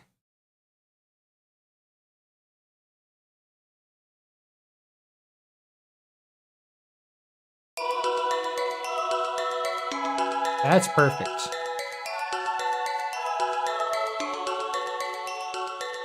Actually, I did kind of like it better whenever it was like raising in volume just a bit.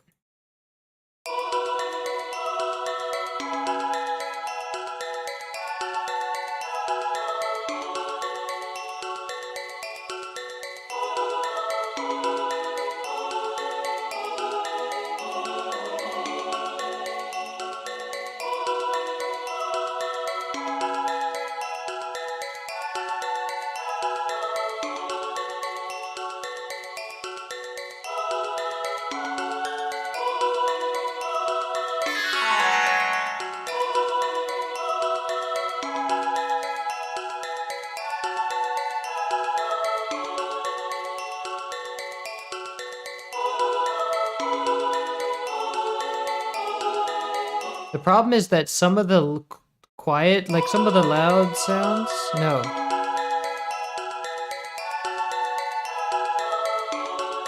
I think it gets quieter as it climbs up in pitch.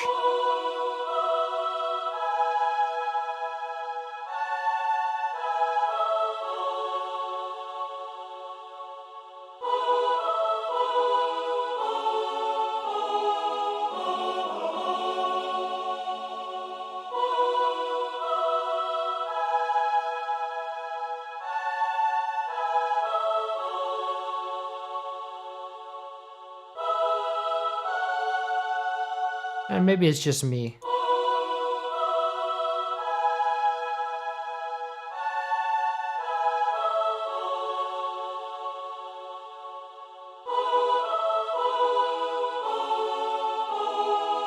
I think it's just whenever it gets really high up there that it dips in volume.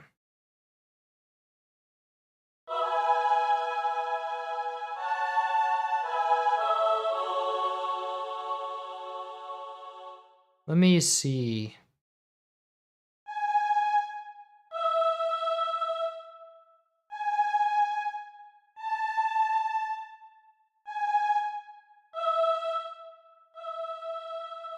Oh. Overall, these channels are a lot quieter, so what's going on there? Let's find out.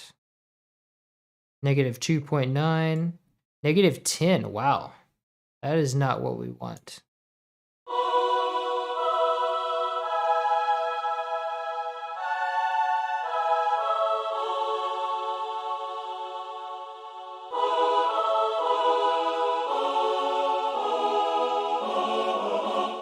No wonder it was sounding too quiet. But this should be changing like all of them, so... Oh, I'm only changing the volume for the legato choir, so I have to change for this one too. I forgot to drag it to all of them. That's what's up.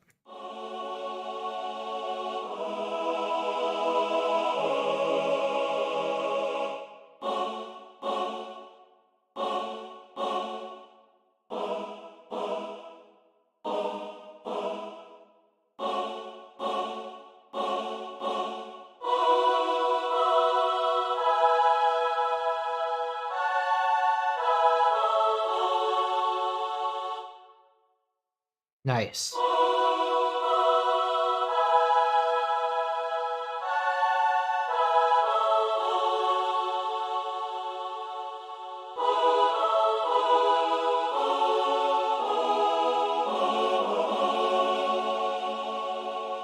Hello.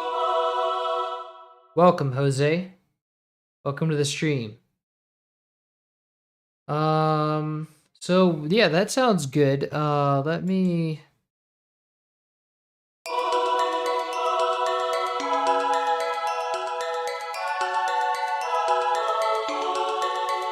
Very nice. Now that hits.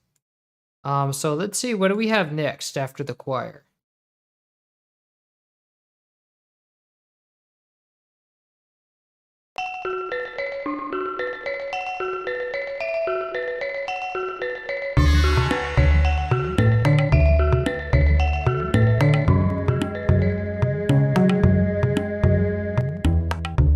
Ah, we have that bass first of all. I wanted that bass first. So this bass is is from the Master Bits Classical, like Climax Collection Volume 6 Classical, and it's a pizzicato bass. So we can pretty much just grab this, it repeats. Oh, but it selects certain parts to repeat, actually. Actually, no, there's quite a few different bars, so let me just copy this whole thing.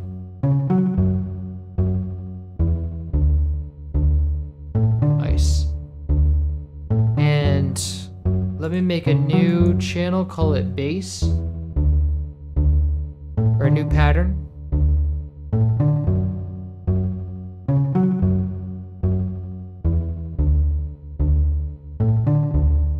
Okay, let's try this out. Let's go down an octave.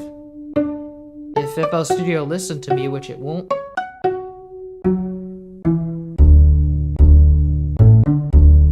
And it's a very loud.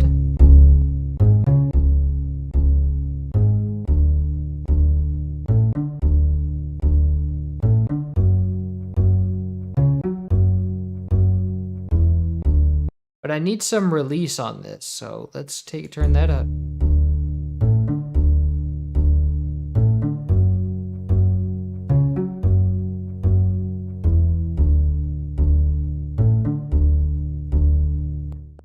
And I kind of want some decay on that too.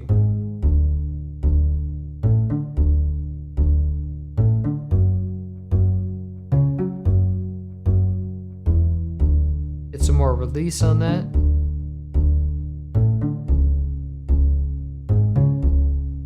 Nice.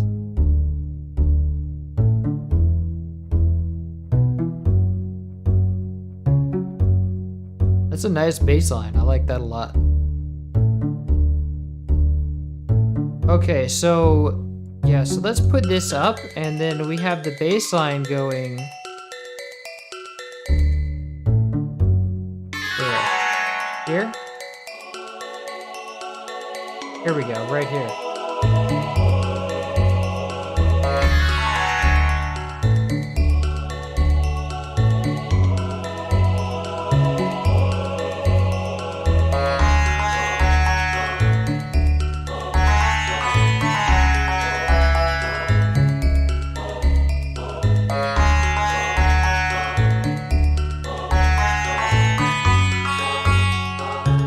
Might even be able to turn that down a bit more.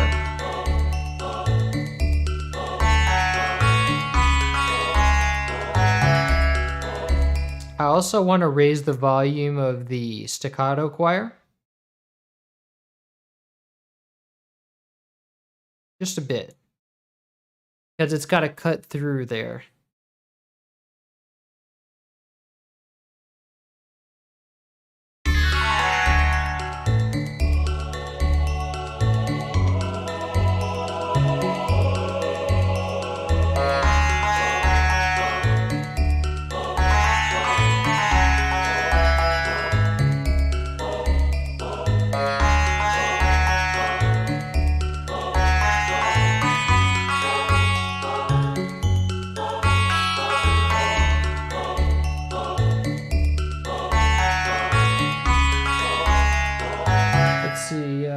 This bass patch is super noisy for your information, so it might be a bit harder to work with unless you can filter some of the noise out. But it's supposed to be a noisy patch, right? Because in the original it's like, let's see. Yeah, the original is very noisy too.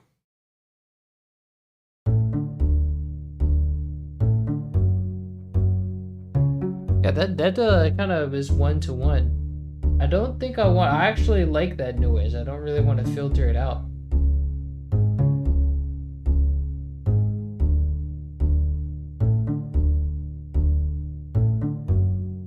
I thought it was acoustic bass for some reason, like DK took over the role. Yeah, it is an acoustic bass actually.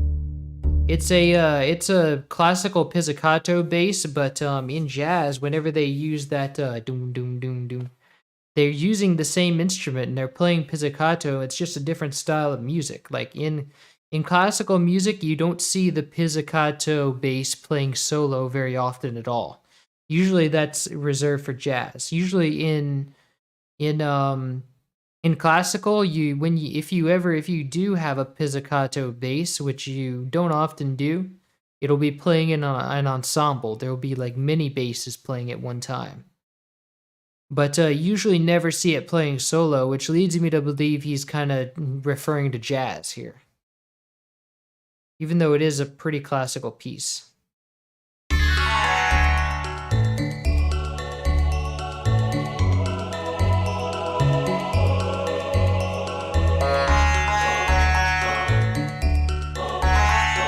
Cool, let me give that one more listen. It does have a bit of a thump. I do kind of want to accentuate that thump. But let me try doing that using sustain and a short decay.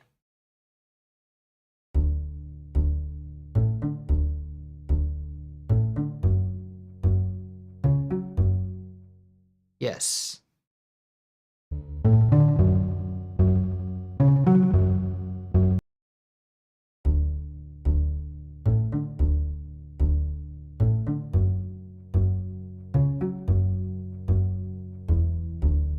Nice. I like that.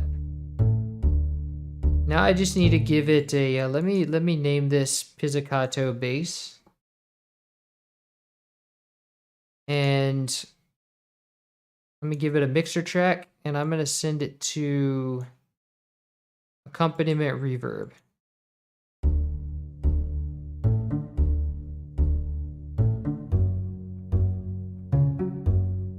Nice. Very smooth.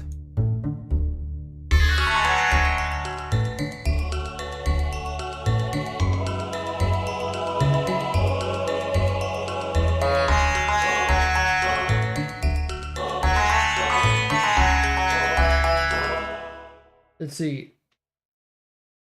I think let's see. I was glad that bass has been found. I think the noise was more noticeable on the original with the SNES delay-ish reverb. Also, why does the bass have reverb? Well, because if you're in a orchestral hall, you probably have a big, like, those spaces are designed to have reverb. And bass, like the main thing about reverb on the bass is that you don't want to put algorithmic reverb on the bass. Like, that's mostly an EDM thing. Like, if you're making EDM, you want the bass to be super clear. So you don't want any kind of reverb on the bass. But if you're doing an acoustic style orchestral piece or jazz or something like that, you want to mimic the space that you're trying to be in. So, and this is kind of a classical piece, so it's supposed to be in like a concert hall. And if you have a good like acoustic reverb plugin that you're using, it's gonna roll off the reverb when it gets to the bass section. So you're not gonna get any doubling up on the low end. So it's safe to use here.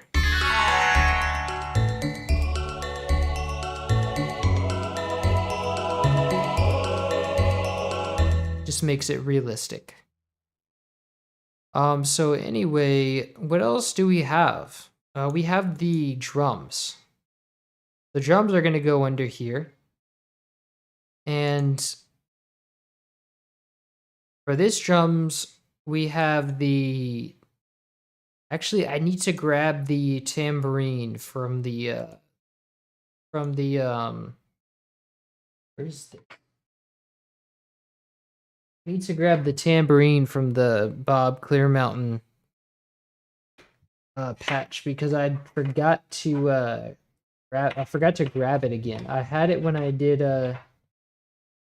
Shala's theme, but I removed it, so I have to go and grab it again. Mitsuda used echo on the bass in his SNES songs. Uematsu ultimately avoided it, usually avoided it even in Chrono Trigger. Okay, that's good to know. Let me see, Bob Clear Mountain percussion and bass. So I have that. Let me go into Contact 5.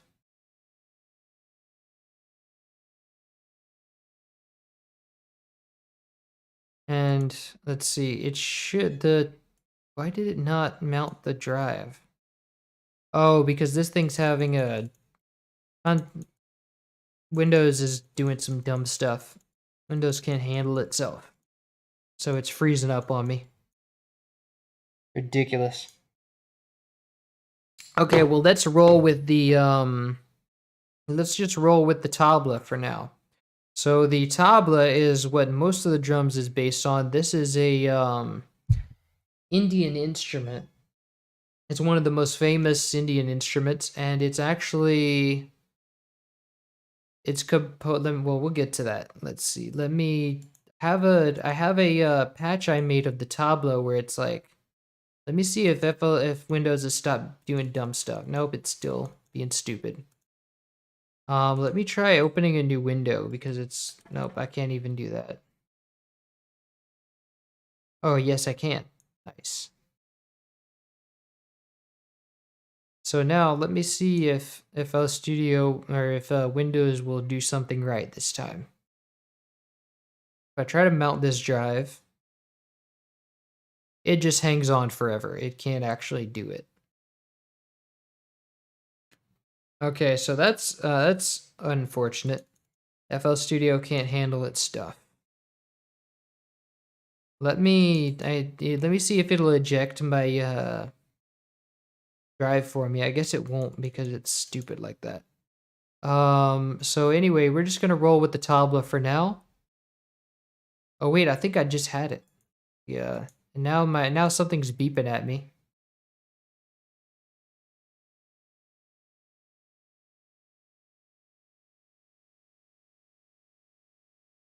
Well, no, even if I load Shala's theme, the wave is just gonna come out as like not found because I deleted the file. I thought I was done, but I was not. Now something's beeping at me again. And I'm trying to get this to this thing to eject to my, maybe if I go to the file explorer, it doesn't freeze on me again. Yeah, see, these are frozen. So I'm gonna save this just so because I know what Windows does. I know how it likes to mess me up. Let me save this as corridors of time.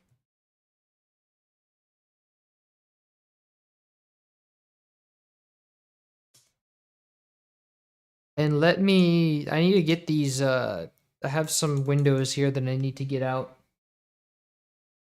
Oh wait, look, it gave me my eject thing. Oh, and it doesn't want to eject it for me. It doesn't like me that much. Let me go to daemon tools because I'm gonna have to do some maintenance stuff here because because Windows is being stupid. It just giving me problems as usual. Actually, it's not even mounted. It just doesn't want to eject the disk.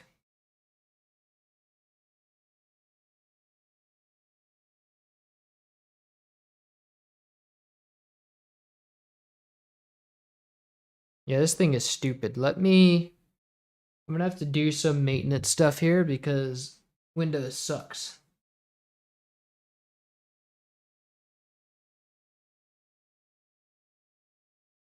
And it's still beeping at me. It really likes beeping at me for some reason. But it's not letting me eject my drive.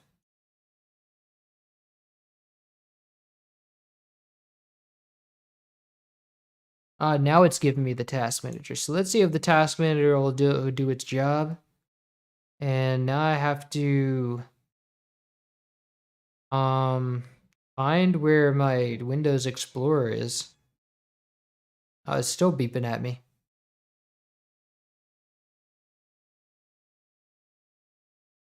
Here we go. Windows Explorer, restart. Now that's going to cause some problems. In particular, I probably should have added my Tabla in first because, well, actually, no, I can probably find it. I probably have the desktop here somewhere. Okay, well, it loaded in already. So let's see if this thing will do its job right now instead of just being stupid. Let's try to load in east-west percussion and bass. Nope, it still hangs up on me. At least this time it has the guts to not say not responding. Oh, it's ejected now. Wow. End this process, yes. Yeah, Windows sucks, man. And it's still beeping at me. It has the gall to beep at me again. So here's restarting the Windows Explorer for the second time. I'm gonna try to eject my drive now. See if that works. Nope, it still doesn't want me to do that for some reason.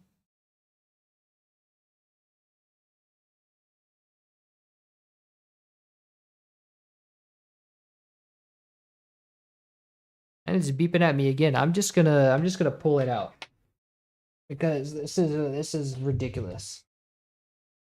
Okay, so I pulled it out and plugged it back in. Now I just need to grab that. I really just need this thing to mount this disk for me so I can look at it and get the wave from it.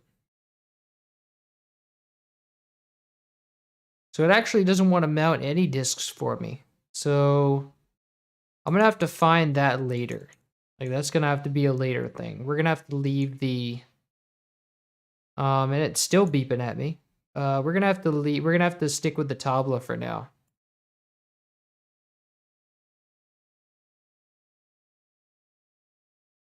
Okay, so I have the tabla. I'm gonna drag the tabla here in, and it's an FPC instrument.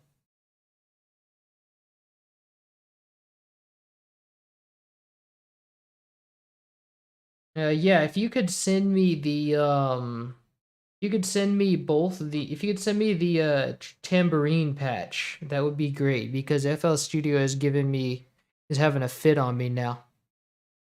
So just send that to me on Twitter and then I'll download it. That'd be. Oh, look, now it wants to mount the drive for me. Now that it hears I have other options, it's like, okay, we'll mount that for you now. Like, just kidding. So let me see if that. Let me load up contact 5, and now it's still beeping at me. So it has, so here we go, Akai CD, I think it's partition E. No, it's not partition E. For kit, so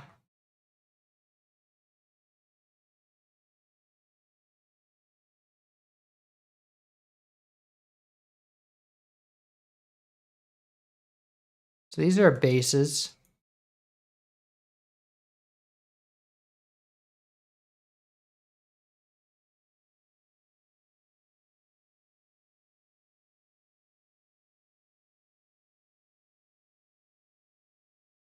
This is a gyro.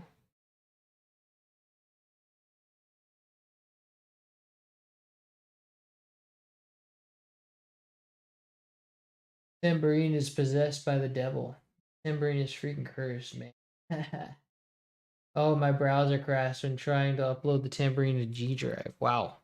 Anyway, I sent you the drive link on Twitter as a backup. Okay. Well, this thing, I don't even know where this thing lives on this disk. So, oh wait, there is multiple volumes here. There's a lot of volumes. Wow. Oh, and now Contact 5 is freezing. Look at that. Windows really cannot handle itself. So now I have to close FL Studio. So I'm not gonna open that box of worms again. I'm just gonna let FL Studio have its way.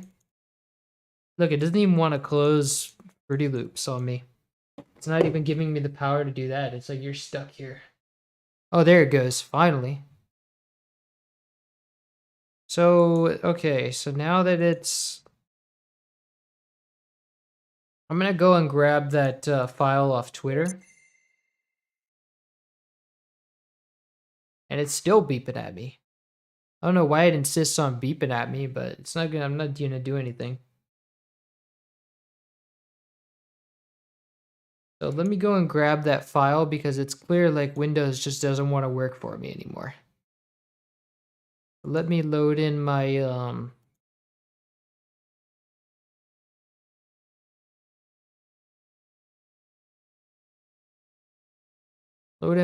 project here. And so now let's find first empty and call this drums. So I want to drag in my tabla. And this is an FPC patch. And so here, let me download this stuff first.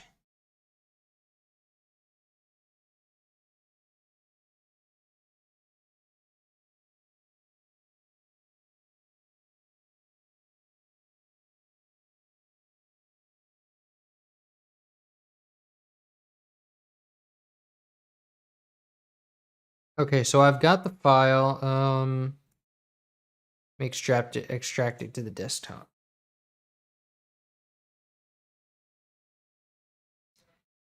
So the tambourine, let's see, let's drag it here. But actually, there's only 2 samples I need. If I remember, those are called like, which one was that?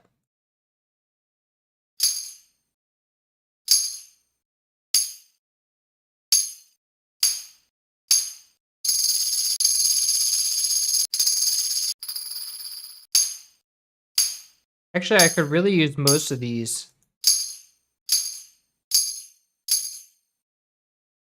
But they're all in left and right, so let me just use the contact patch. Let me drag the patch here.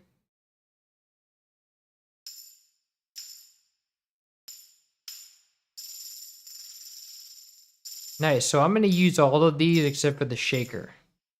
Like the shaking patch, shaking articulation. And so let's give this, why is this tuned like this? Nice. Okay, so let's give this a separate master out. And let's send this to plugin out 5 and 6.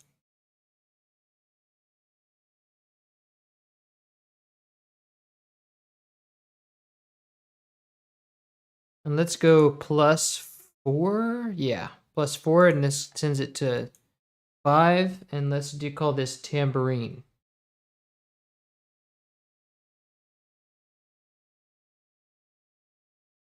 Okay, so thanks for that. And let's see. Daemon Tools is crashing. It's best to avoid it. Ah, okay. Yeah, well, Daemon Tools is a pain anyway. It's adware. Basically an adware virus. My version should be tuned. Well, it was tuned. Oh. Okay, so yeah, let me add that patch in again. I thought it was this thing because a lot of times those synthesizer patches will have weird tunings set for some reason, so let me just add it in again.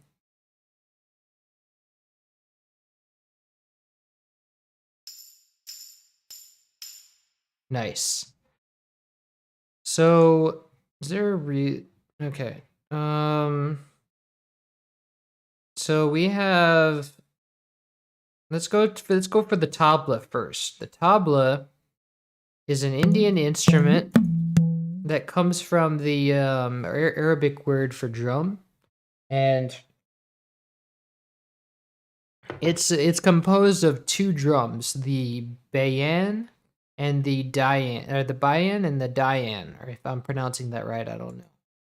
But the bayan is the bayan is the big drum that gives it like this deep sound, and you can also do mute sounds on it.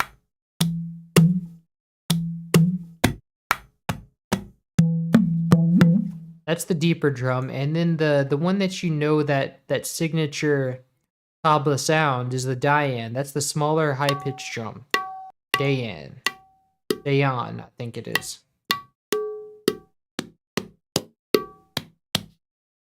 So for this track, let me see what we have going on.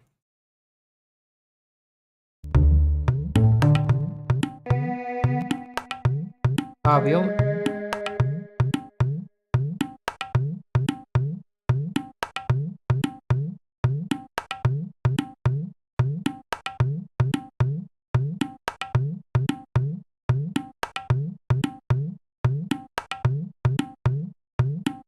So it's pretty much just one repeated bar, but we also have a little bit of a different articulation later on.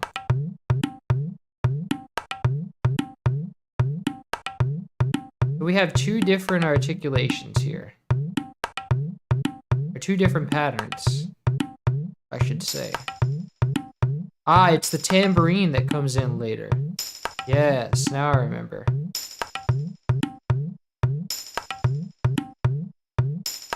The bubble drum. I like that. The bubble drum. I tuned it to the game use. Ah, yes. The bubble drum. That's funny. So we'll copy that. Copy those 2 bars. And let's head to our tabla. And let's paste this here.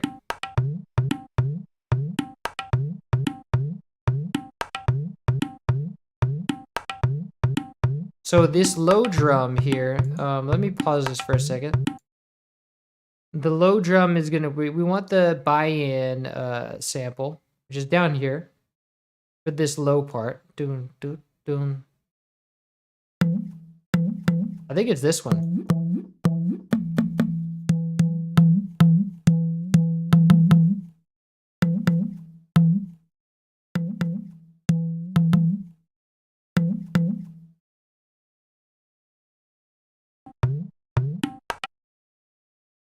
So let's take the pitch down on that. Let's go into the let's go to the tuning and take it down like 300 cents.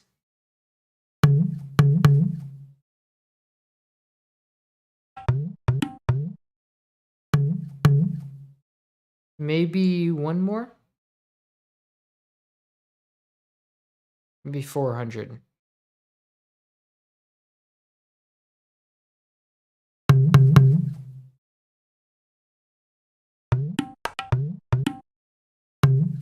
Yes, that's perfect.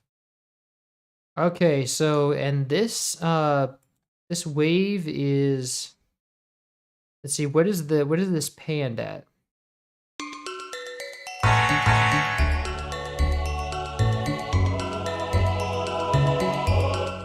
Oh wow, it doesn't even tell me. So I'm gonna have to guess at that. Let's see.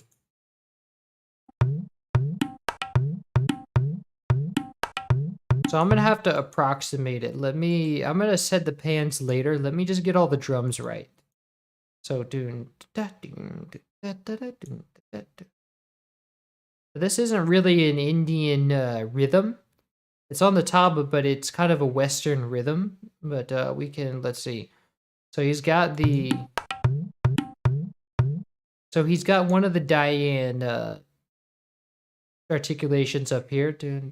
Actually, I think the rest of these are Diane. Actually, no, there's a slap. There's a Bayan slap sound, which is at the end right here, I think. And then I think the rest is Diane. Dayan.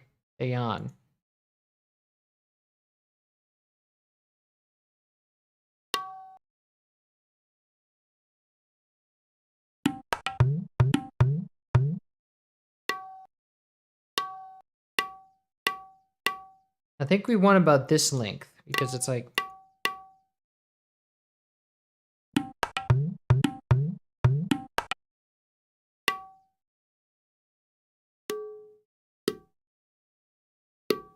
Oh wait, no, it's a muted articulation.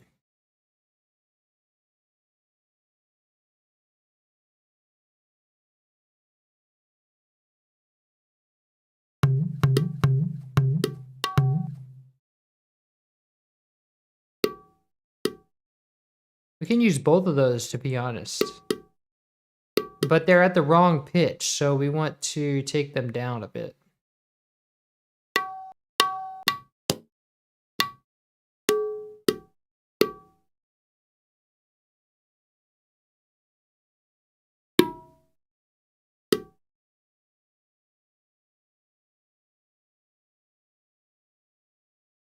All right. And then also the missing drum does play, but in channel 8 due to playing the same time as the tambourine. Ah, so the tambourine does, that same drum does play, it just adds the tambourine. The good thing about that drum is that the drums should be in it, and it's an extremely similar line. Oh, the drum should be in a kit. And it's an extremely similar line. Oh yeah, this came with, like, the collection I came with like in .exb. But I don't have anything that plays .exb, so I just took the samples and I compiled them myself. So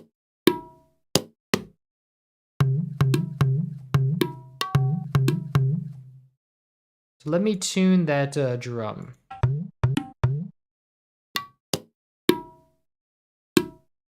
Sounds like they're way lower.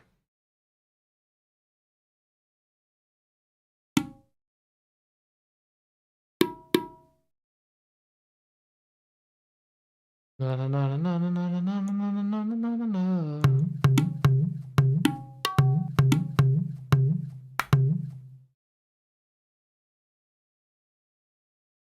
Actually, let me get all my drums in order first.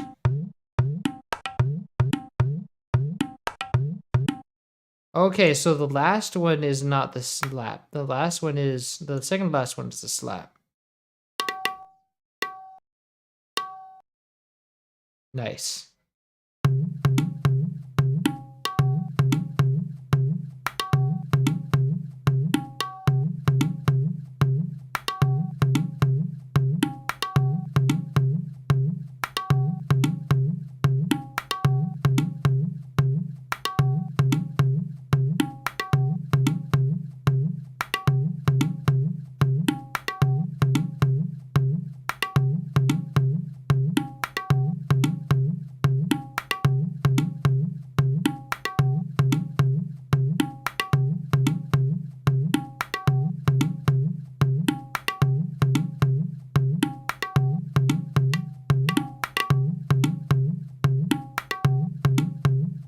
So we can do like sort of a round robin thing. Now we have plenty of articulations here. Let's see. Yo, keen for this one to be done. I used. Oh wait. Oh, this guy deleted his thing. Oh well. Welcome to the stream anyway. Let's see. You think you could put Masuda would put the tambourine there instead? Yeah, I don't know why. It's always like some kind of weird computer issue. I think with the music. Let's see. Okay, so I want to see if I can do round robin for some of these buy-in articulations. Like these two sound like similar. Maybe I can do like a.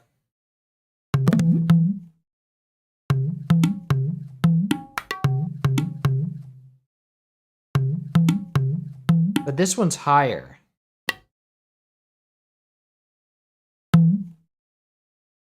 Oh, I didn't even change the pitch for this one.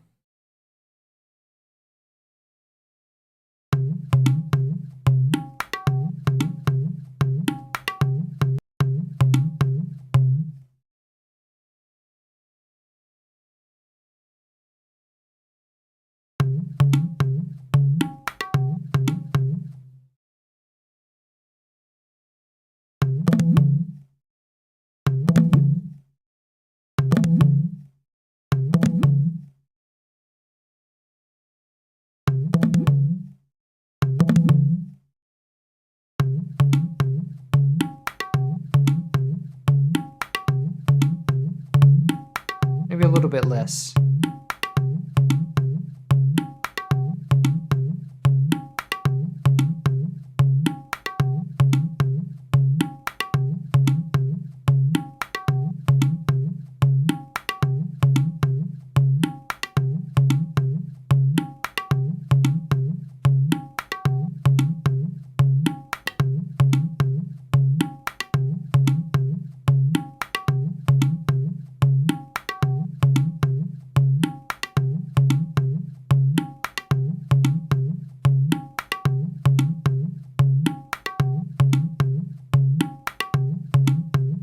Nice.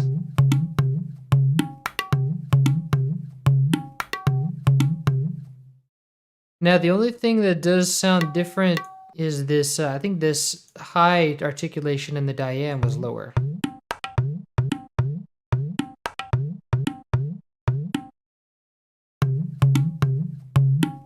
I think everything was lower actually. Let me try changing the pitch a little bit.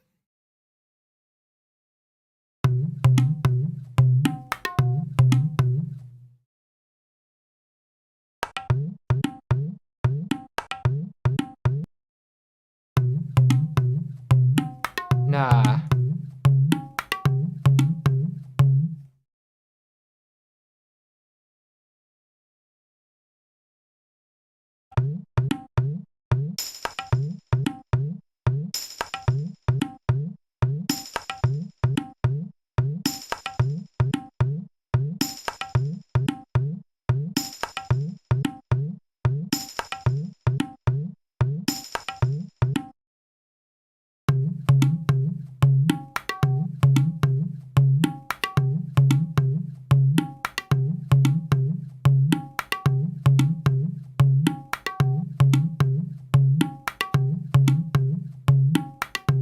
I think both of these were lower.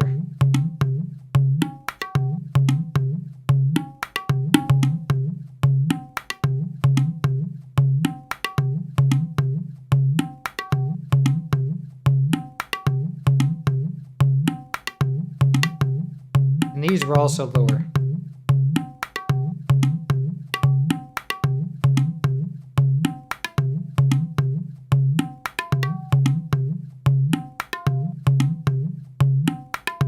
Maybe not that low.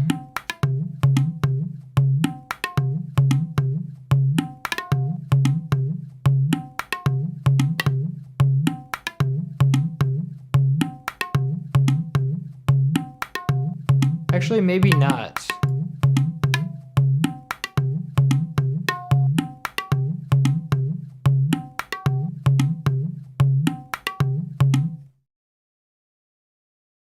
Let's see.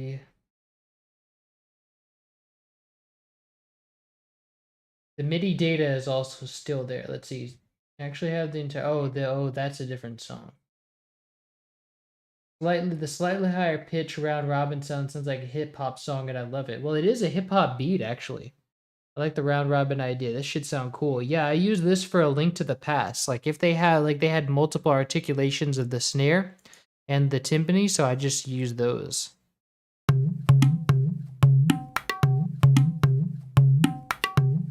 It's just these pitches that are killing me. I don't really know what the pitches are. When analyzing the samples, I found that it clearly has the same waveform, but the game sampled is a weird pitch thing, not in the original.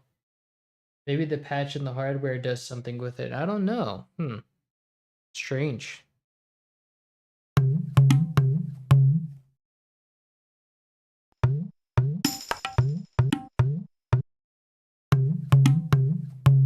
Okay, so the mute is too low. I need to raise the mute up.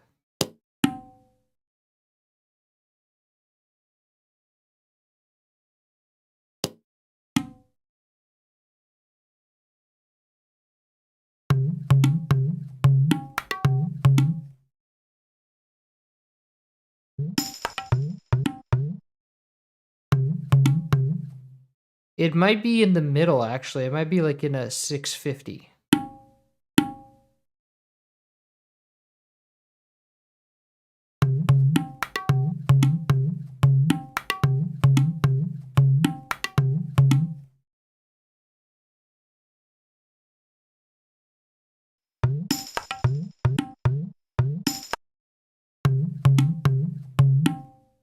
And the buy-in is like also a little bit lower.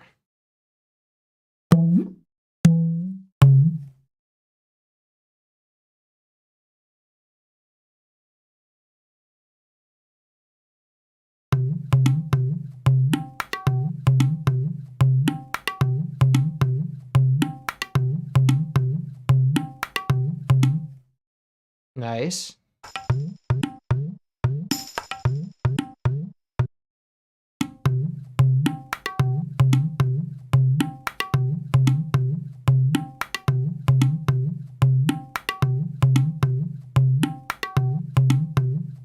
And I think one of those mutes is slightly different pitch.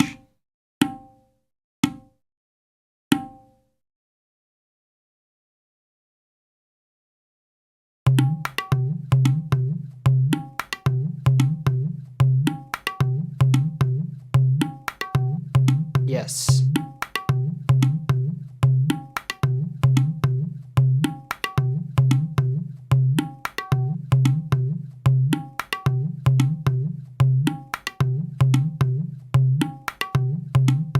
Actually, I think we can 86 this one.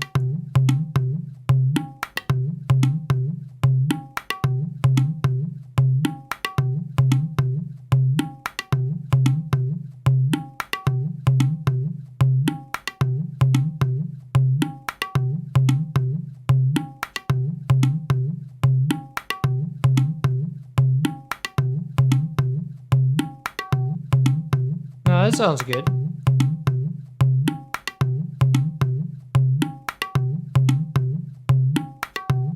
So now I like this like what we have going here. Now I want to tackle the actually let me give it a proper round robin where it doesn't cycle back. Let me do that.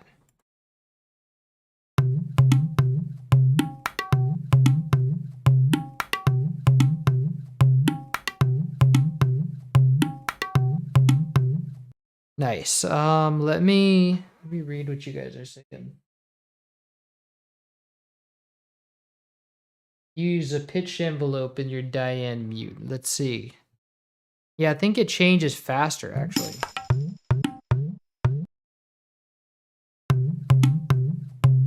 Yeah, because there's some space between when it like in this one it doesn't go up right away. So he might have had to shorten the sample, so he probably used a pitch envelope to pick it back up. And none of these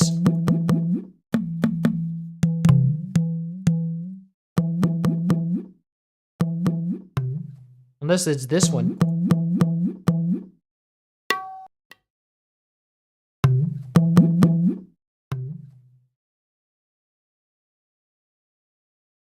See, this is 450.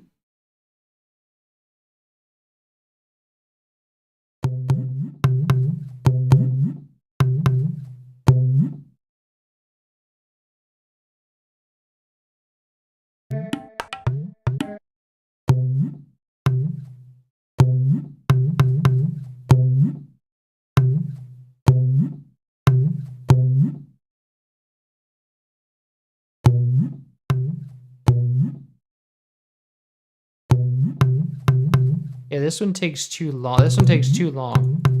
This one's right.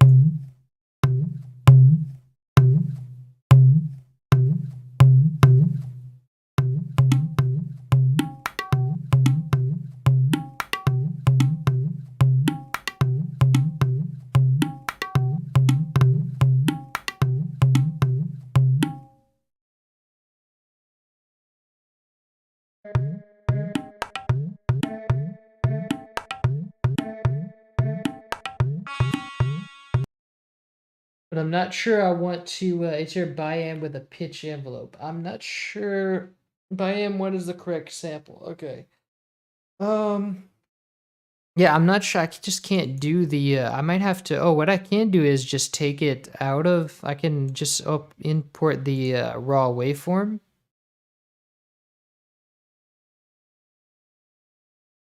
Let me try that. And also, does the fifth one need it?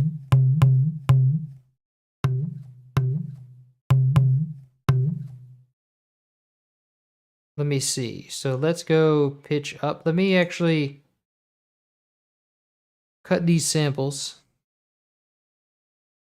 and paste them here. But let me paste them at mine at 450 less, or like 4 less. So 1, 2, 3, 4.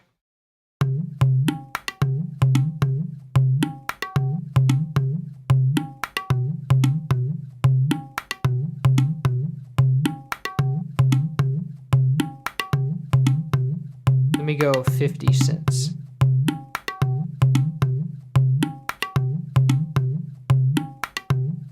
Now I want the pitch envelope to just take that up faster than it is in the sample.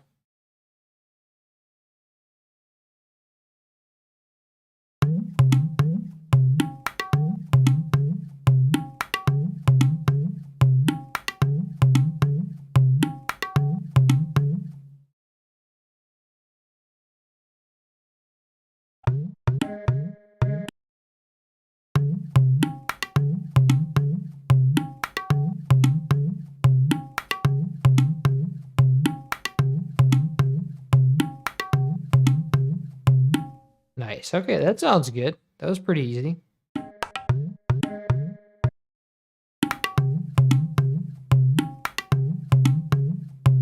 Actually, I want to shift this down a bit.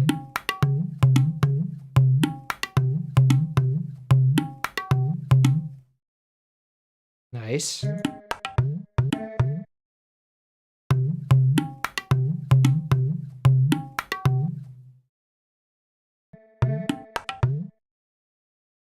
But it actually does go 50 cents up.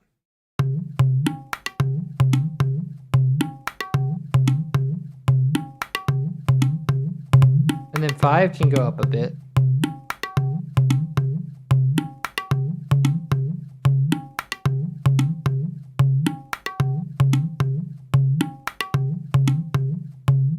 Nice.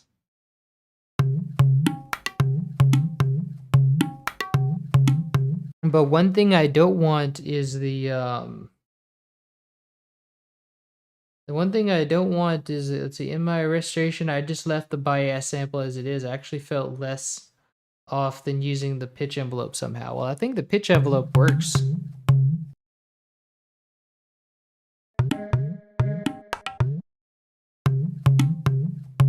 Yeah, the pitch envelope works.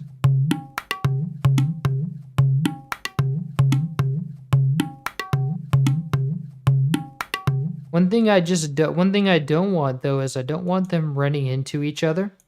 So let me use the cut, and let me have this by 5 cut by 13.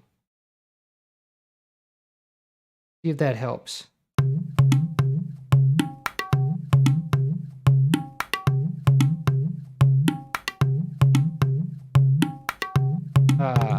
Let me also have it cut the other one too.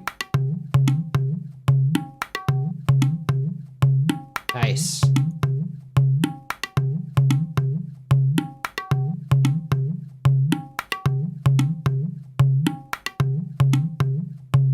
Because we don't want each of the buy-in samples overlapping with one another, because the drum can only make one resonance at one time. And the same goes with the tabla, but we don't really have any of them overlapping. I mean, the same goes with the dayan. But we're not in any danger of that. So now what I want to do is get the panning right.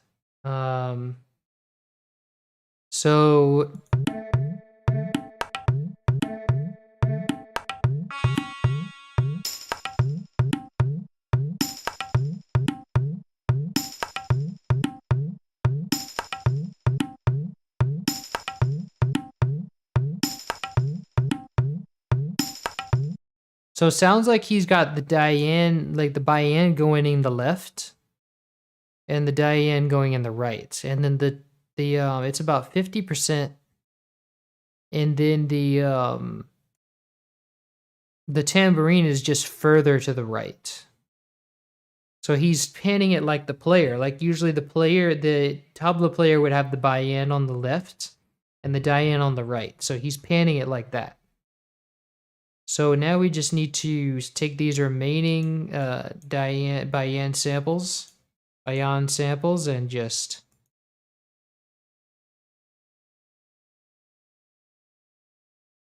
%50 to the left. And then we just highlight the tabla, like the dayan, and 50% to the right.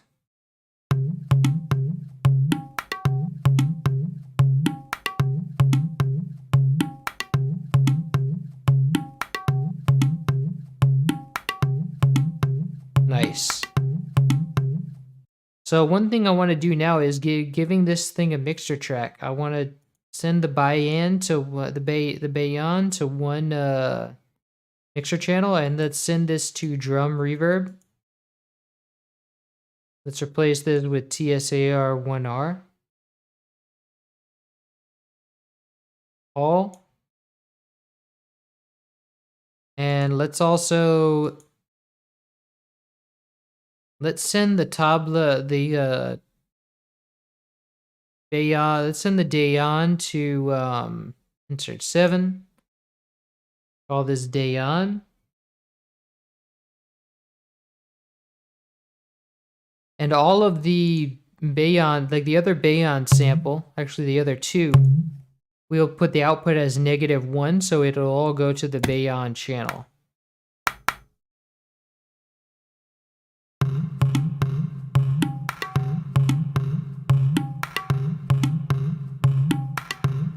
Actually, I don't think those have reverb in them.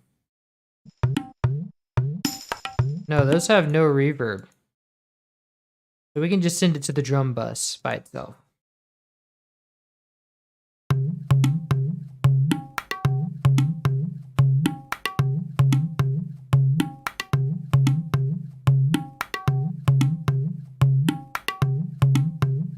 Nice. Okay, and then the tambourine, which comes in on the second bar. So we can just put that in a separate line, actually. And it comes in on 3, so we can just note that it comes in on 3, and then let me go to another pattern and call this tambourine.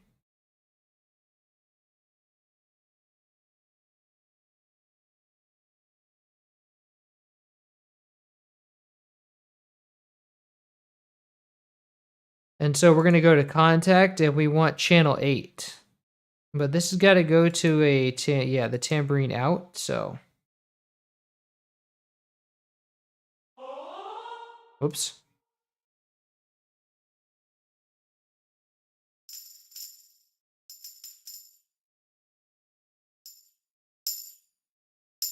Three, and let's give this one a round robin as well.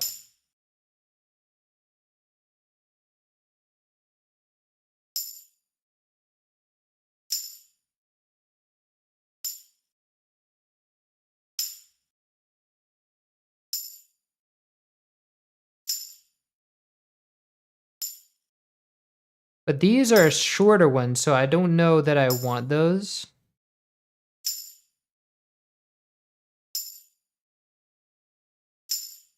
Yeah, I think I want the longer ones only. So let me paste the drums, first of all.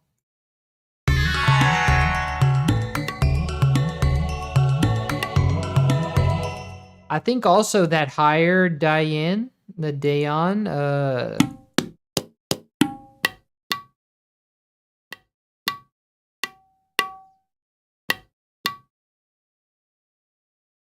is kind of too high.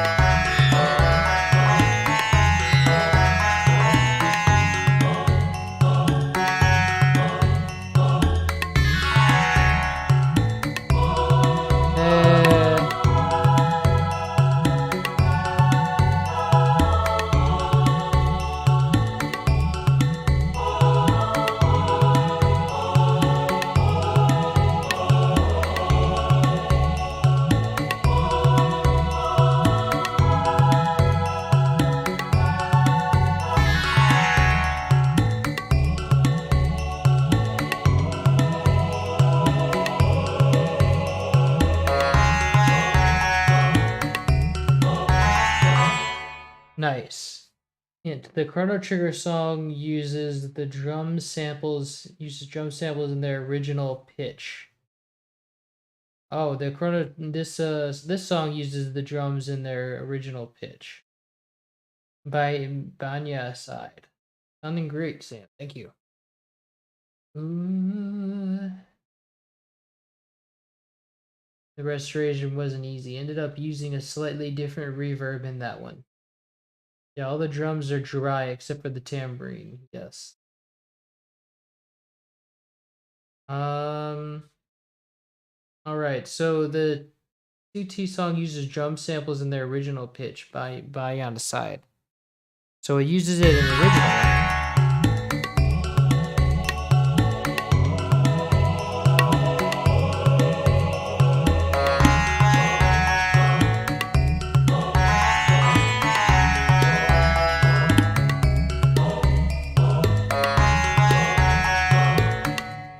Is that one the original pitch?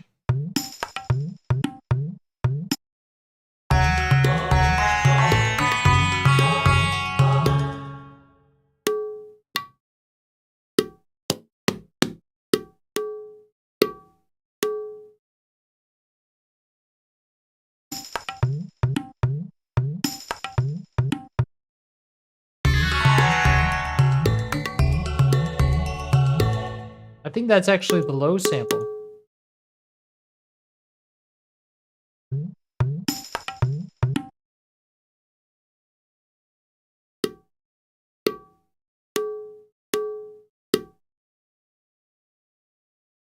No, I think that one is lower.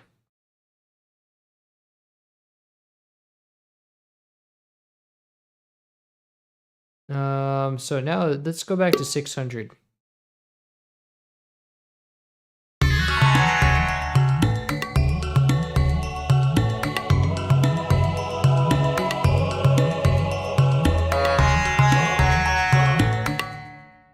Nice.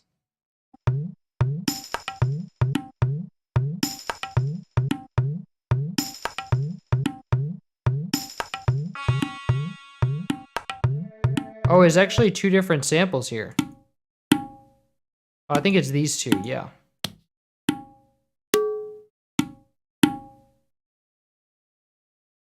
You're missing the sample named Sharp Hit. They didn't have names where I got them. I don't, yeah, I didn't have a sample named Sharp Hit. The sheet specifies the exact sample being used. I don't have the names on mine. I don't know where you guys got these samples that they had names, but mine had no names. So I just had to like name them myself.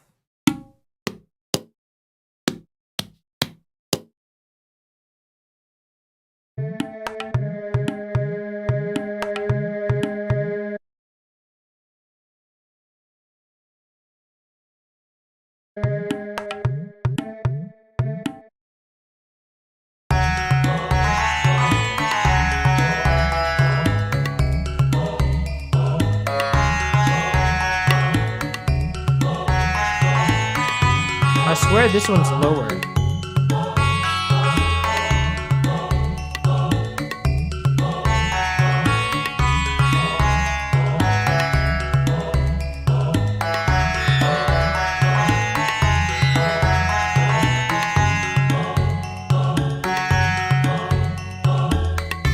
Oh yeah, if you have a contact patch, I'll use that. That'd be greatly appreciated. Thank you. Because this is like hell to use with this.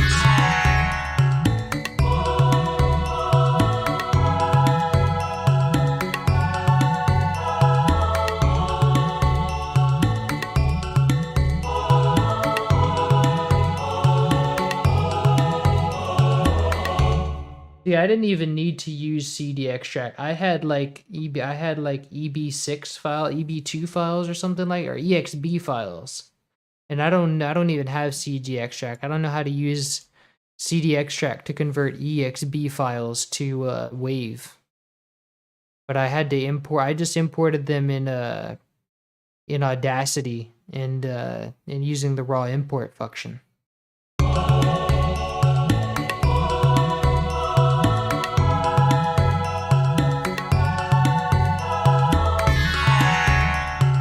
So until that patch gets sent over, all I have left to do is now there's the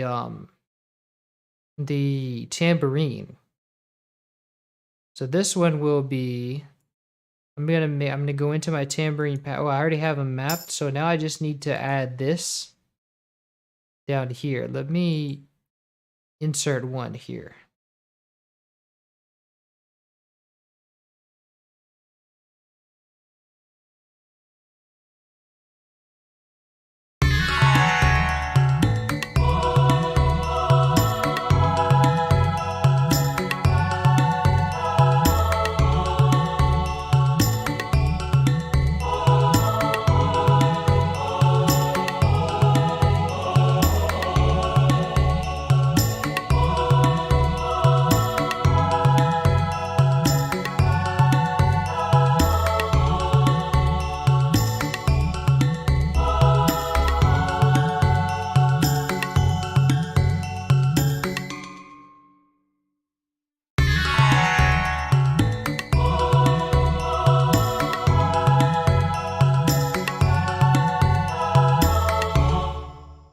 Is that reverb right? Let's see.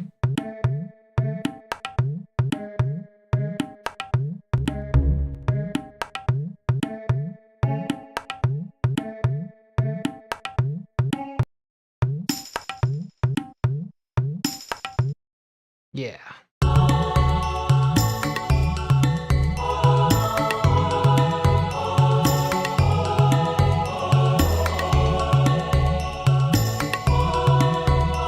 Nice. Not sure where I put it. Just resaving from my last project. Okay.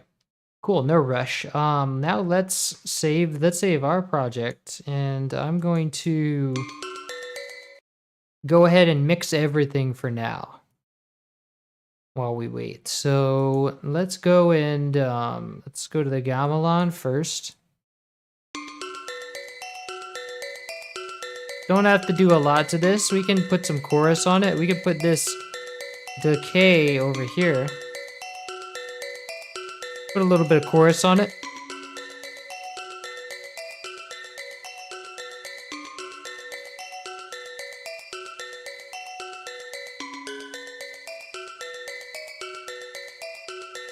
Nice. Let's put some saturation on it.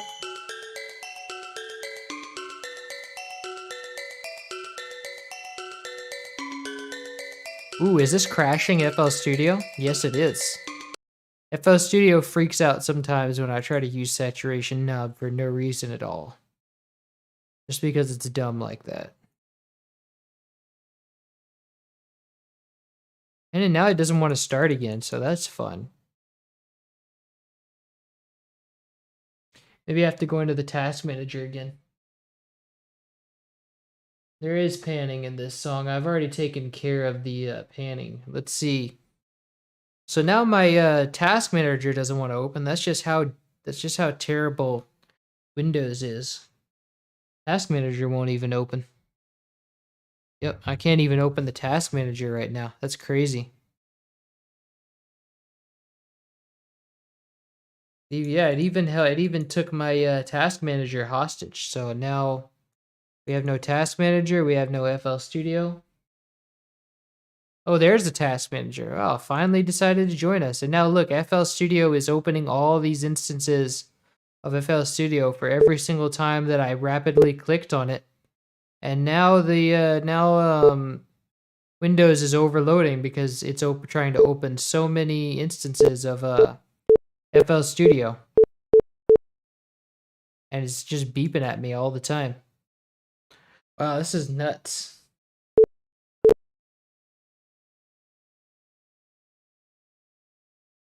I think my computer is like overloading.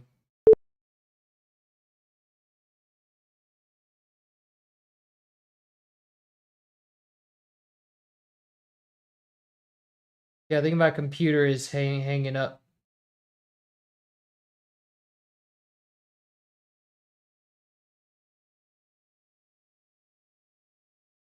Let's see if it saves itself. But I don't see I think I'm gonna have to hard reset probably.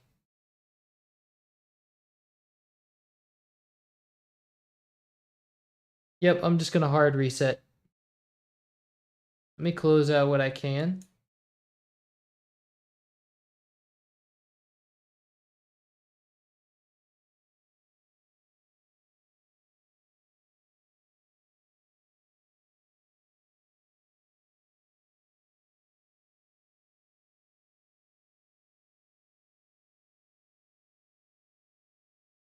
Alrighty, I think we're back. After that long and arduous process of getting Windows to work to do anything right. Yes, it's back. You should be seeing it now. Knowing Windows, the wait may be long. Yes, you guessed correctly. You know your Windows. An NV boots up quickly. You might just be having PC issues. I don't know what an NVMe is, so maybe I don't have that. Okay, so saturation knob saturated the PC. Yes, it did. Doesn't take much to saturate the saturate Windows, I'll tell you that much. So I have now this this tabla that Matthew provided.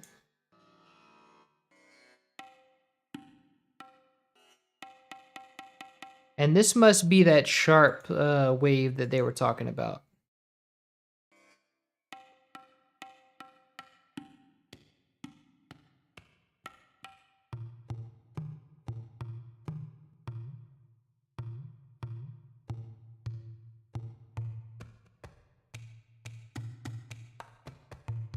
Nice.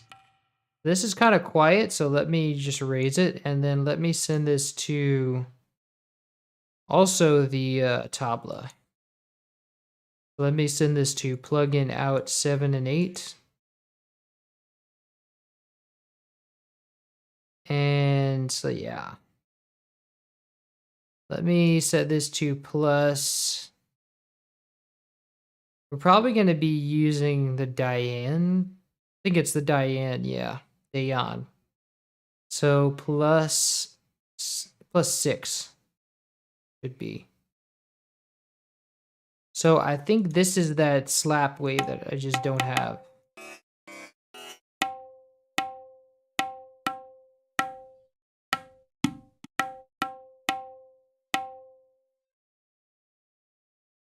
Right? That's like there it is. You can just use the spreadsheet now. So well, the reference, I don't know which note it is. Let's see. Let me see if I can pull up the spreadsheet. Oh my god.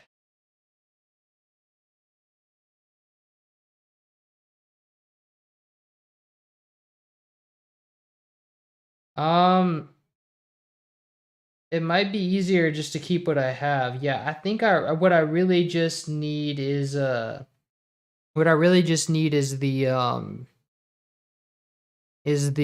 missing sample that I don't have. The rest is all done.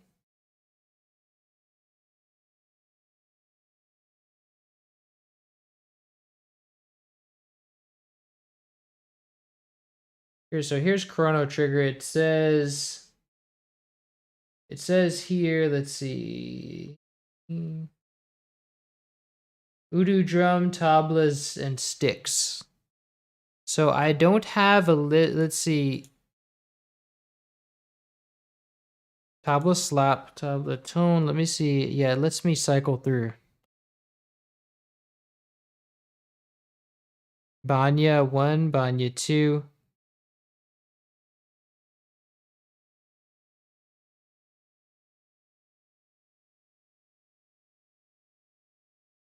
Udu drum, tablas, sticks. I don't have anything that says Udu drum, tablas, and sticks. Maybe you might be looking off a different sheet. So I don't know what's happening here.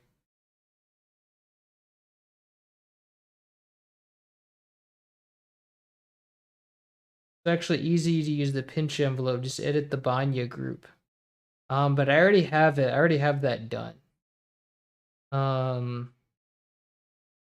Yeah, so the sample names is a reference. Which sample names do I need? Let's see.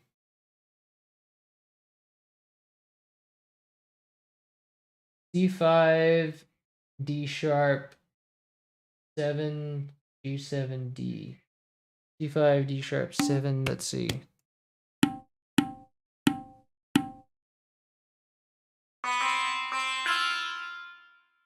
Whoops.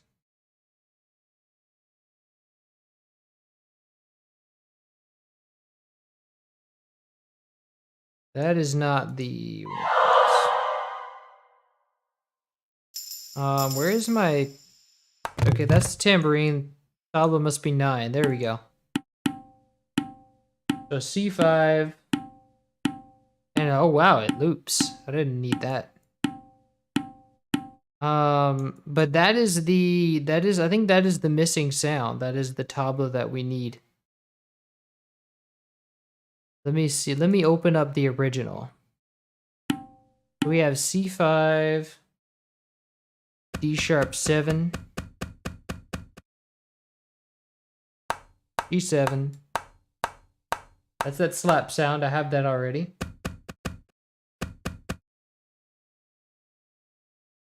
And D6.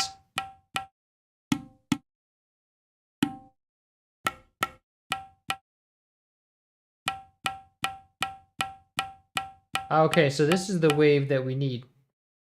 Tabla tone number 5, tabla tone number 8, tabla slap number 1, tone sharp number 1 sharp hit. Okay, so tabla tone number 5. What the? Why does it do this? Why can't you just work? Tabla tone number 5.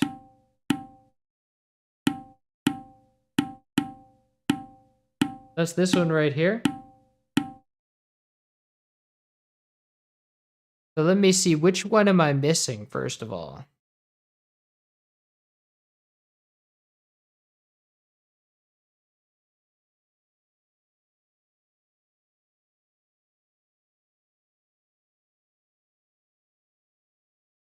The track is here.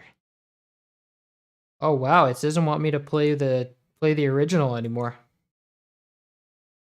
So that's fun. It doesn't want Hero Neko has decided that it doesn't want to play for me anymore. Oh, there it goes. Now it does. Changed its mind.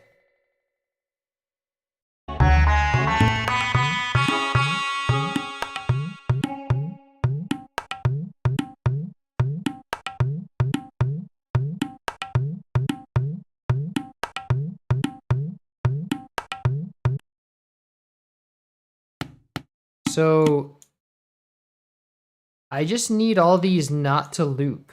Like, I need no loops on these if I'm going to use them. So which one am I missing? Let me go back and listen to my line.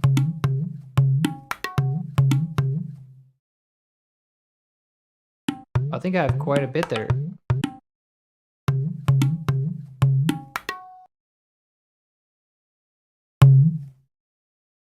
Okay, so these first ones are correct.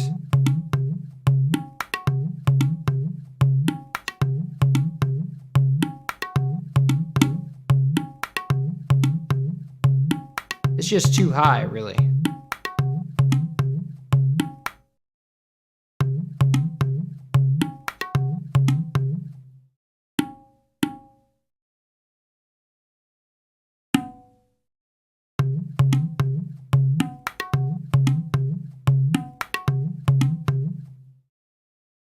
I think this other one just sounds too different. Let's just use this one.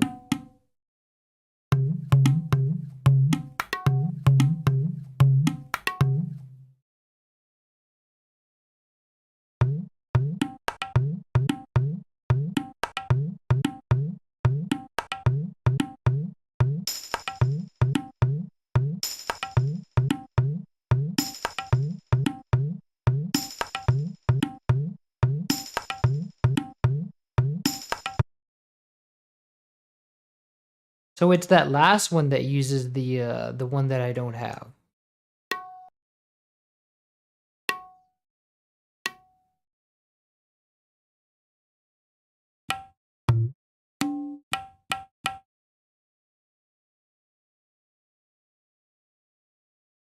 So that is Tabla tone, probably sharp. Sharp hit was the one that you said that I didn't have. Let's see.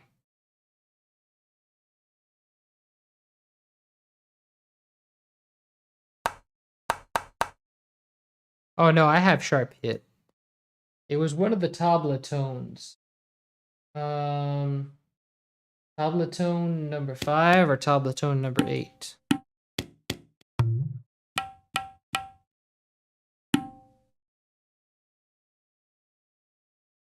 I think it's number 8 that I don't have.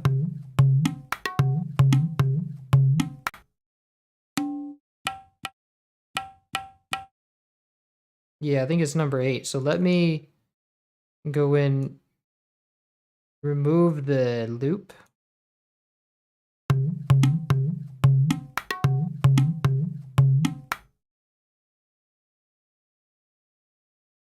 So let me cut all of these waves and just... Wow.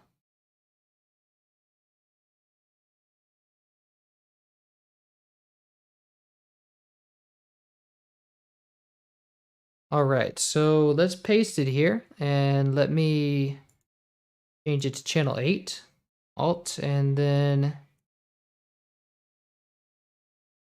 what wave is it? Okay, here we go. Alt C. Let's see. Weird, mine doesn't loop.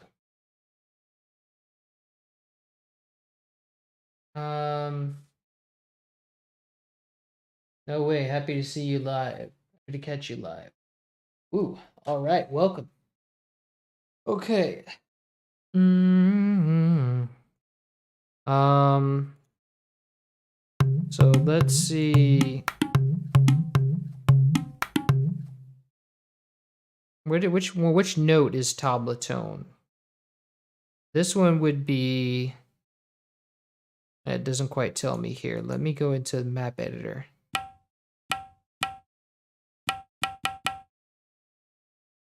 That would be a D. Up here.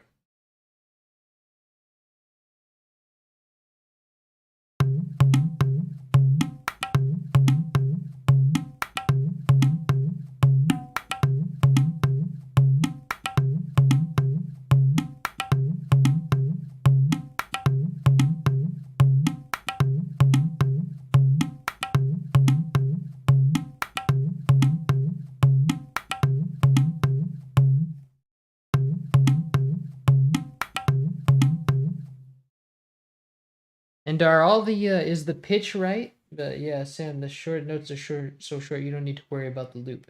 Okay, are the pitches right here, or are they right in the contact patch as well? Let's see. All right, should I just use those?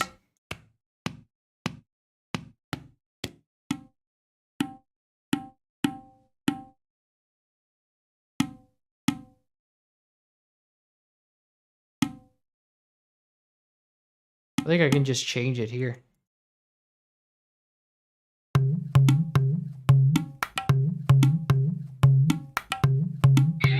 Nice.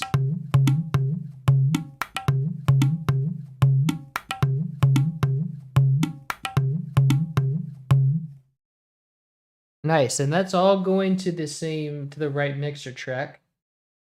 So does that sound right? Let me check.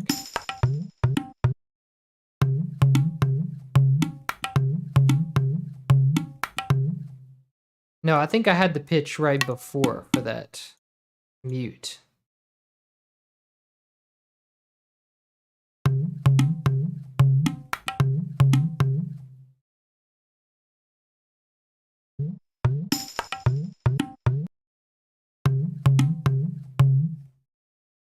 And I think the beyond is too it's too high. It's too low.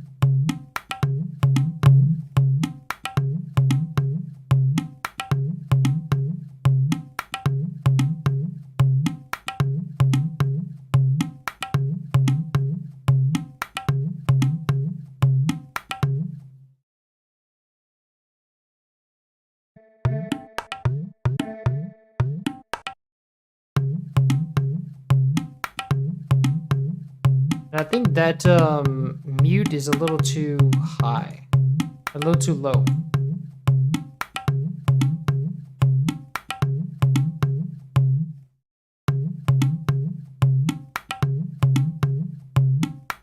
Let me take the volume down this one.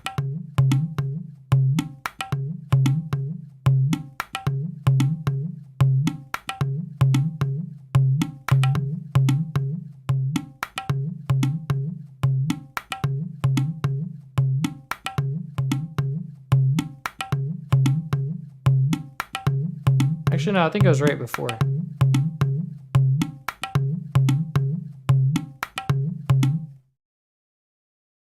Nice. Yeah, I got this. I'm getting closer. I'm getting there. Let's see. The sample are in 30 kHz. You might have imported at 44. Oh, okay. Okay, I'm probably imported it at 34. Let's see. Yeah, I did import it at 44.1. Okay, so well, at least I can correct it here.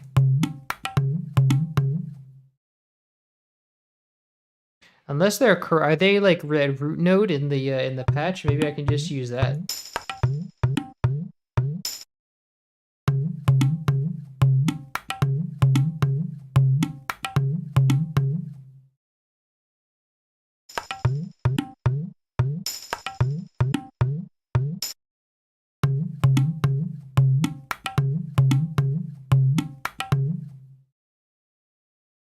And I think the slap might be wrong too. The slap might be slower. Yeah.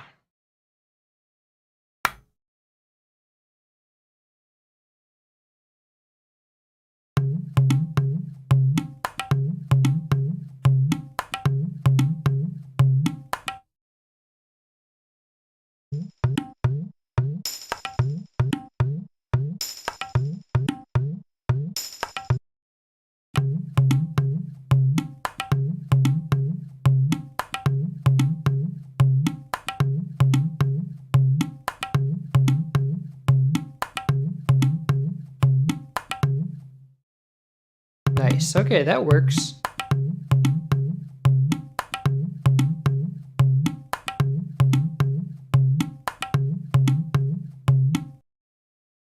Okay, so that's good. That's a big headache gone. And then the as far as the tambourine goes, I've inserted it in here so you can hear.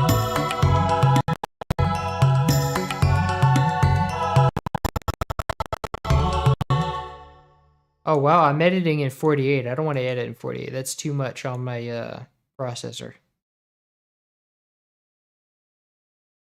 Let me reopen in 44.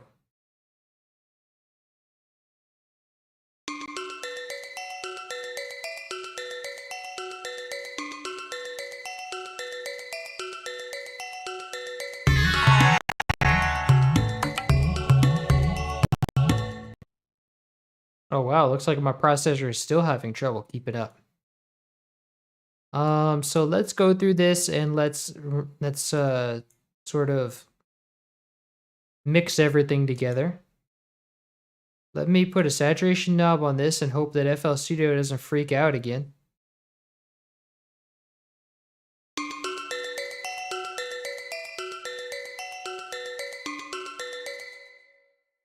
Cool, let's give this some chorus like we did before.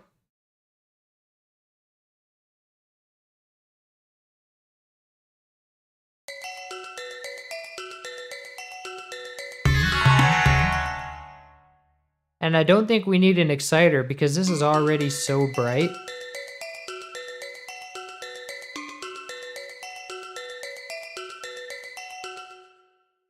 I do think we need a little bit of release on that.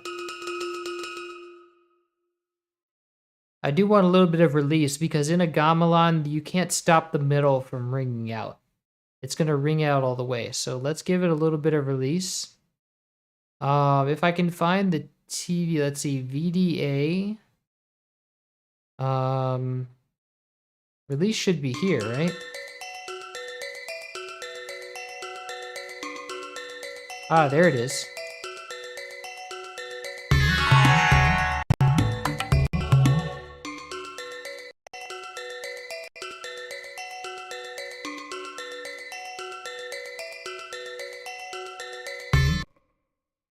Nice. Ooh, I got a donation from Ants in My Trance for $5. Nice. I can't stick around, but thank you. I will be listening to this restoration for the rest of my life. Nice. Thank you. A trick I did in my restoration to save CPU is the only VSTs I use are the single instances of M1 and one instance of contact using multi-out. Oh yeah, but I'm using contact and I'm also using the pizzicato bass. Well, that's not a VST, and this isn't either. So, that's really the only VSTs I'm using.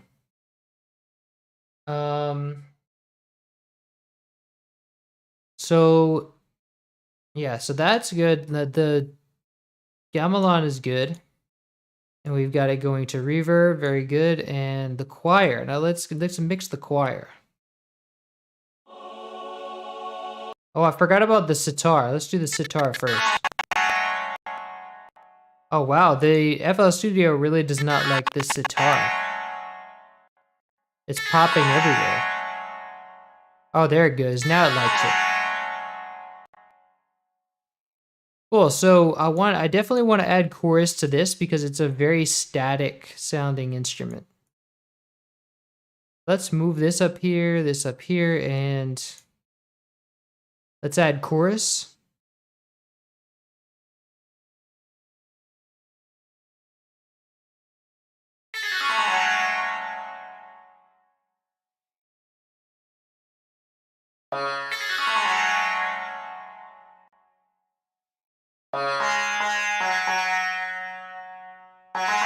Yes.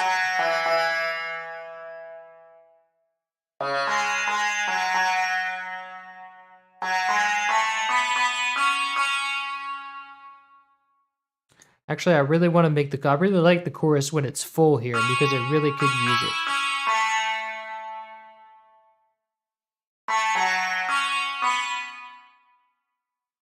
Nice. Now let me do a saturation knob for this.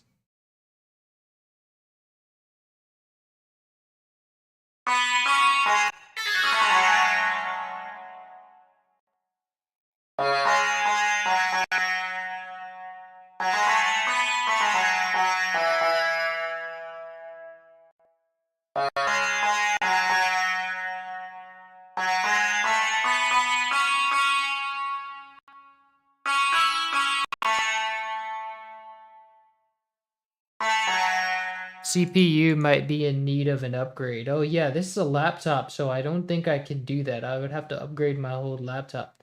Yeah, it's weird that it uses so much CPU. I don't know why. I have weird stuff like that. Like it's not even... my CPU is not even being overloaded, being run that hard. But it just does that because because Windows hates me or something. Or it just hates doing what I want it to do. Yeah, chorus makes everything, a lot of things sound better. Some things just really need chorus.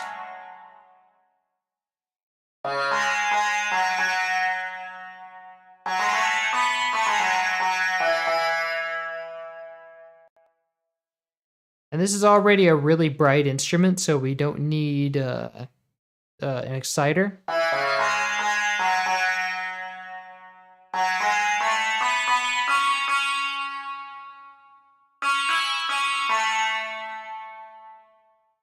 I do kind of want to EQ out some of those harsher frequencies.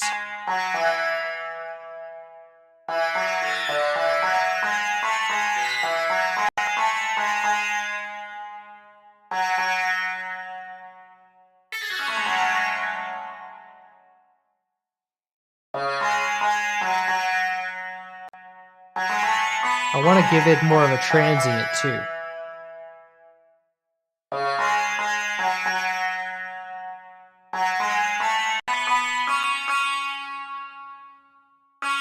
Nice. Yeah, someone else mentioned I might have hard drive issues, but I've checked, like, when I did the check on my hard drive, like, you can check this drive for issues in Windows. It didn't find any issues, but also I don't know how trustworthy FL Studio, I don't know how trustworthy Windows is for, like, discovering issues, since a lot of times it causes most of the issues. Let's be honest, it is an issue. So I don't know how to check that. I guess I would have to go get it, I guess I would have to go and get it checked by a computer guy or something. I don't know.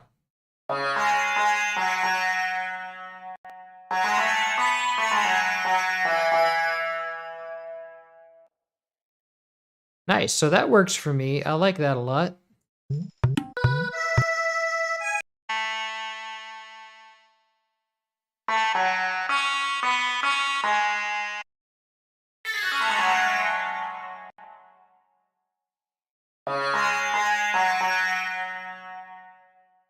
And I really want to let those last notes ring out too. Actually, all these notes can ring out. Because we have the space now. We have the technology.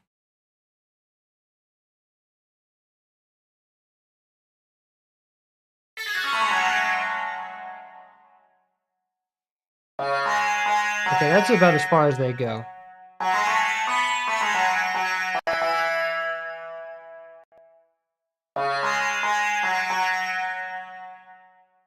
At this point, it might also just be Win 10 just being bad. Well, yeah, that's kind of how it is. Win 10 is bad. Poorly designed. Insecure drive. Like an insecure operating system.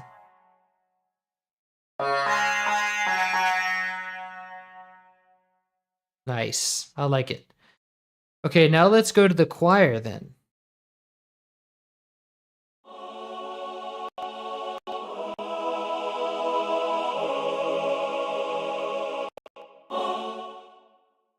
And my CPU is still having trouble keeping up, even though it's peaking at, it's not going higher than 35. I'm gonna try restarting FL Studio. Maybe that'll help. But I just cannot, I can't, the pops are like, are interfering with what I'm hearing. They're distracting.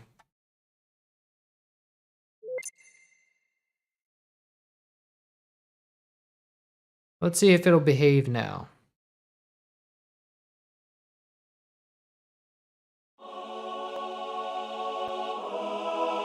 Nope, now it's still popping. Oh well. Can't do nothing about it.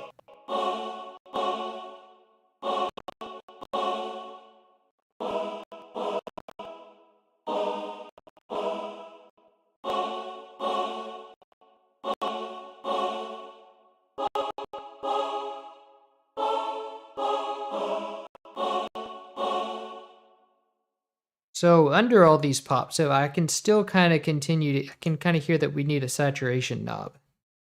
Let's see.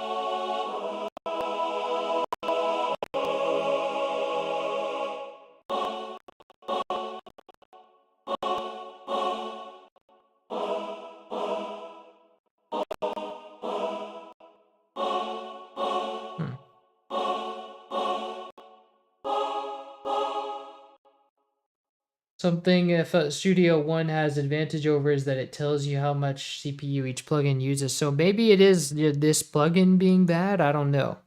Let me try. Maybe there's troubleshooting here. This is if I can use a fixed size buffer.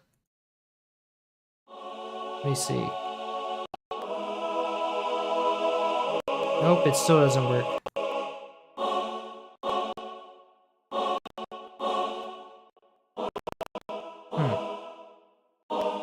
Well, it helped, I think.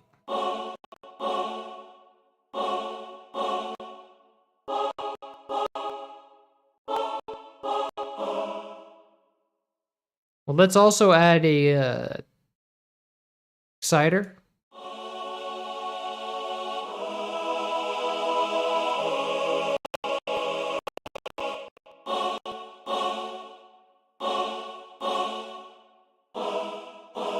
Ah, nice.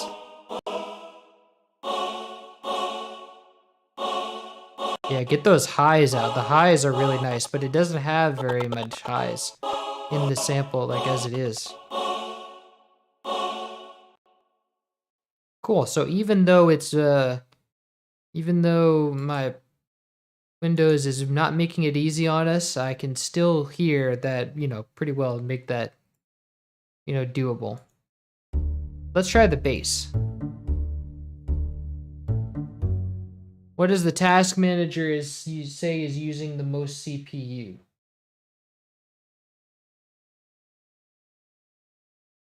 Well, first the taskbar has to actually open for me to see that, and that's not happening, so that's like FL Studio blocking me. No, that's Windows blocking me or something.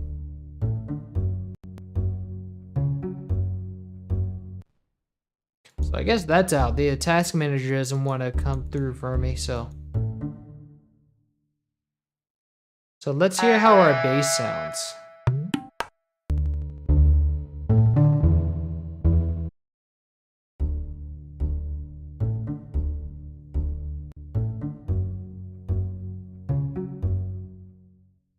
Definitely want saturator on this because it just has such a boom in it, you know, in the original.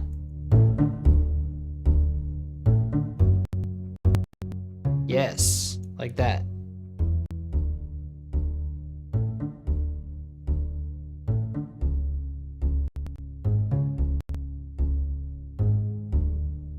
Also kind of want it louder. Let me normalize the volume.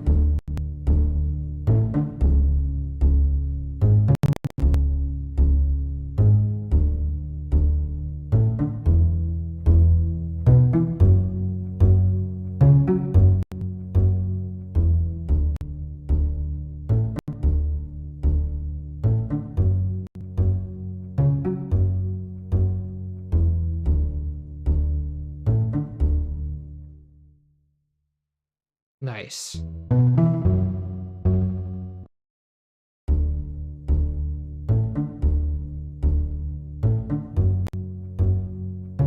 Yeah, I like the sound of that. Just like that, really.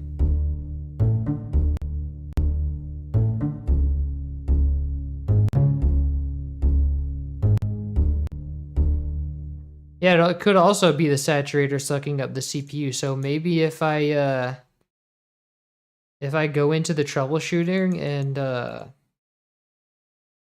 also use fixed size buffer for this.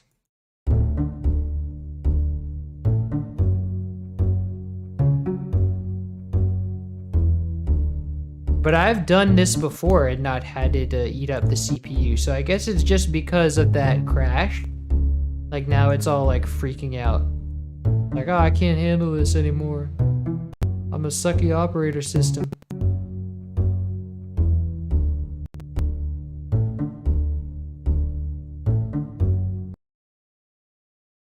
Cool, so that sounds good. Let me now check out the tambourine.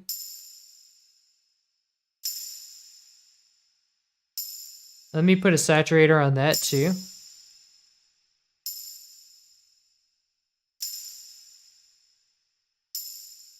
And an exciter as well.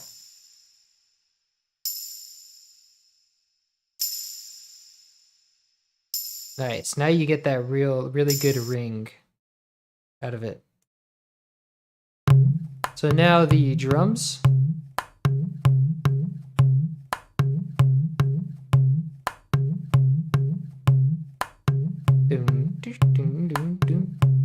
And this one is in desperate need of chorus, for sure.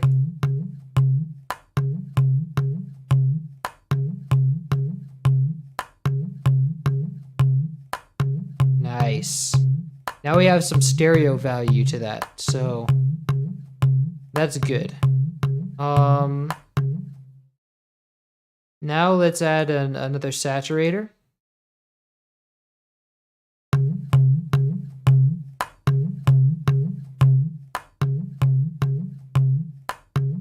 Nice. And also an exciter. But not too strong. It's already a pretty bright sample library. Okay, now let's go to the Dayon. And let's try the same thing. Let's also add a slow chorus to it.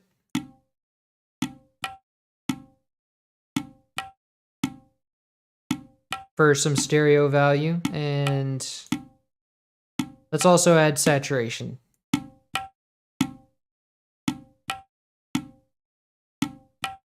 Nice.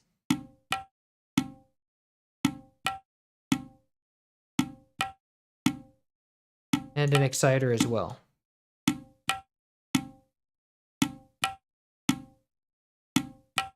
Sweet.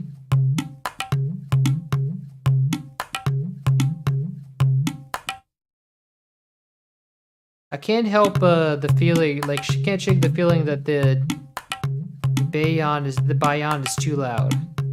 Let me turn it down. Nice, that sounds good. So now all together.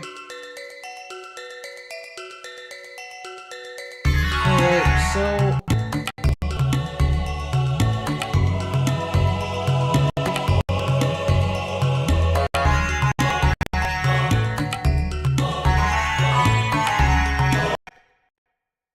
I might try doing a proper restart because this never happens, except for because since we're having so many PC problems, I might just do a good healthy restart. So I'm gonna do that, and then since now it's pretty much done, I'm gonna go do that, and I'm gonna come back, and then we can properly hear it and critique it. So it'll disconnect for a second.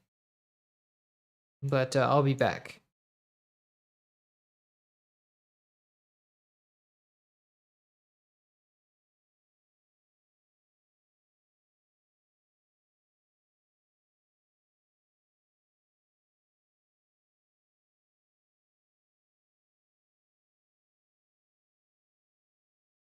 Okay, so we should be back now. I'm just trying to bring everything up on the screen.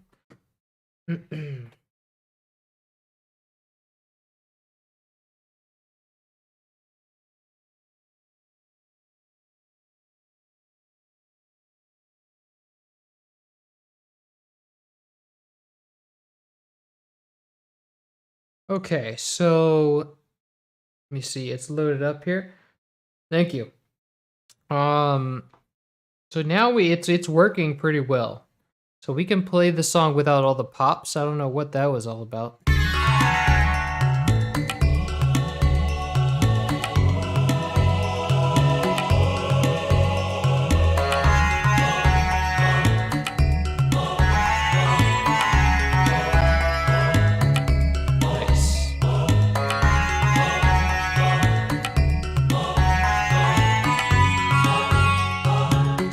I actually do want to put a exciter on this thing.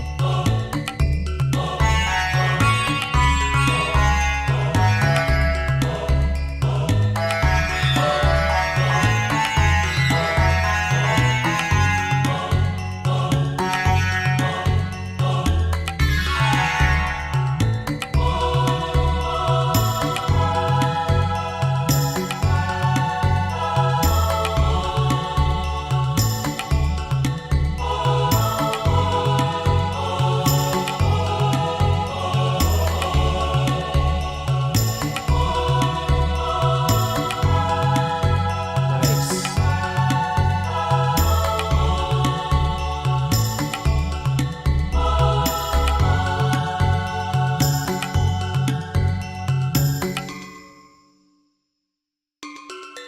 Cool, so that works. I also want to add a proper ending. Not sure I agree about the amount of chorus. I just don't think it really fits the location that this plays in, to be honest. You mean the amount of chorus on the sitar? I put chorus on a lot of stuff. Might be the sitar because let's listen to it.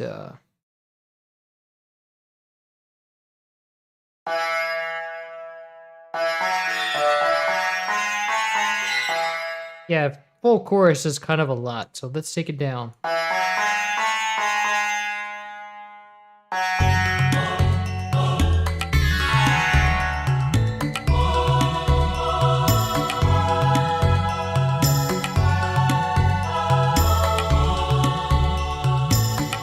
I'm also not too sure about this amount of reverb.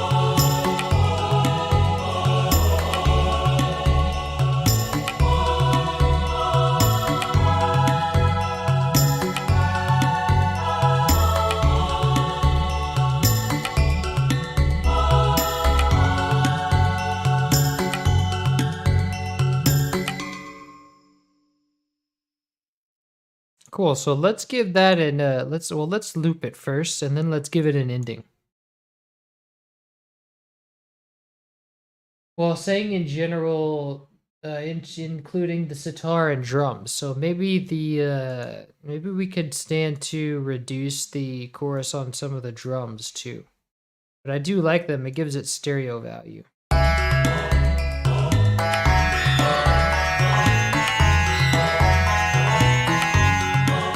And maybe the sitar can take a little more.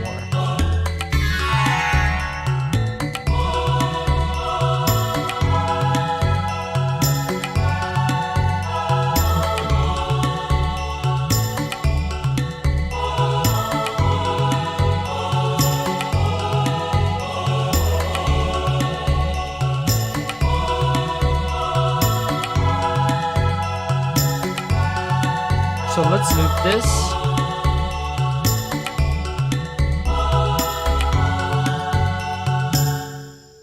And when it loops, does it just do the sitar roll again? Or does it go all the way back to the beginning? I don't remember.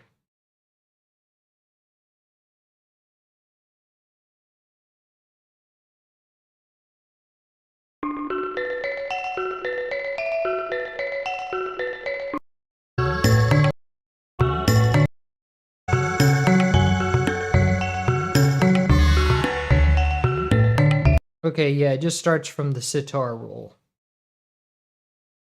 So let's then cut this part off. And then we just loop this part with Control B. There's that, and then we can have the ending after that. Let me see this line. I want to change this note. So da da da da.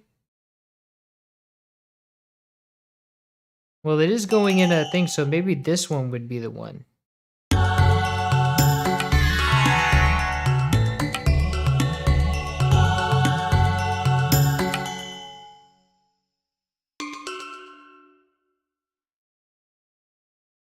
Actually, I think it would sound really good if it goes dun dun.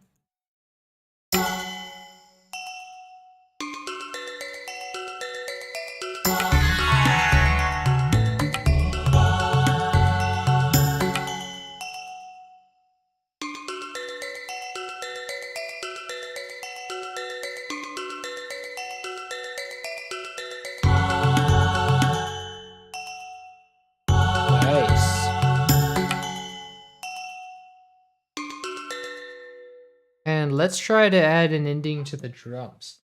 See, the tambourine is usually panned right. I don't know if you're extending to say center though. Oh, actually, oh yeah, I didn't notice. I forgot about that.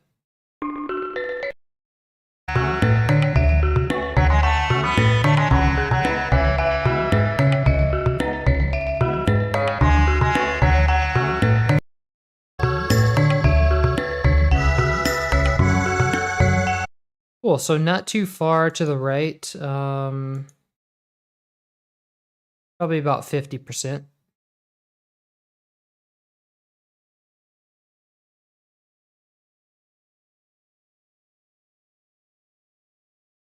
Yeah, like this.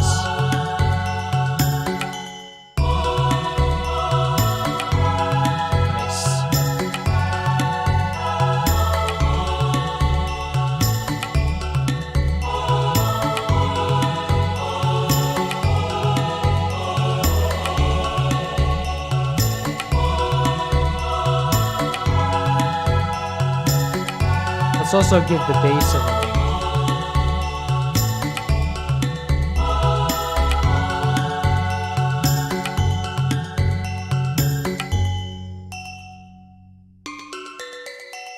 Nice, so let me get a little bit more of the tabla at the end. But let me make it where it's just like, I just want the, maybe just a couple of bayon hits. So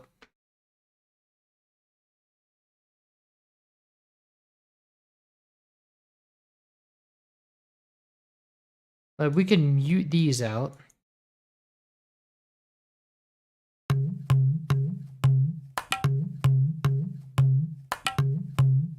Oh wait, actually,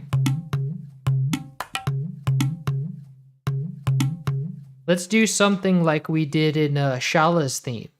Let's give it one more of this, but let's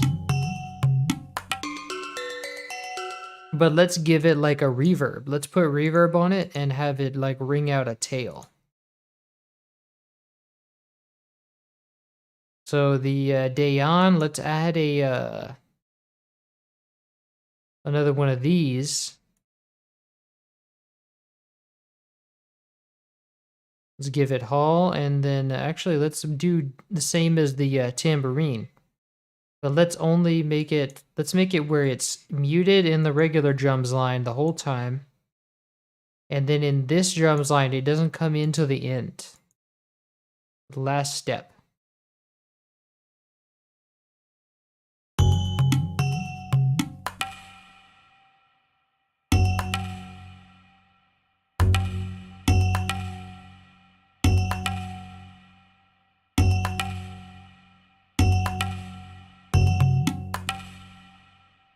Nice, I like it.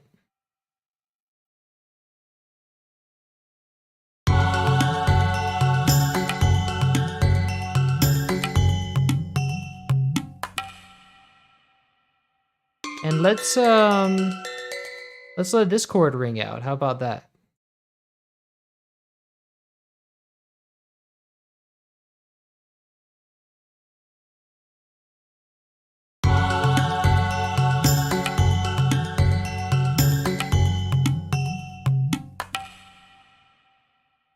Okay, so the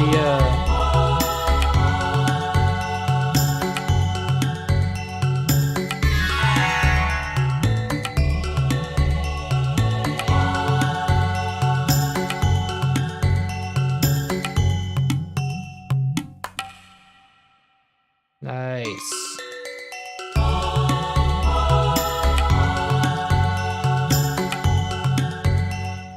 But I don't know if the choir notes are supposed to be longer. I feel like there might. Yeah, I think the notes on the choir should be longer actually. Maybe 7 seconds.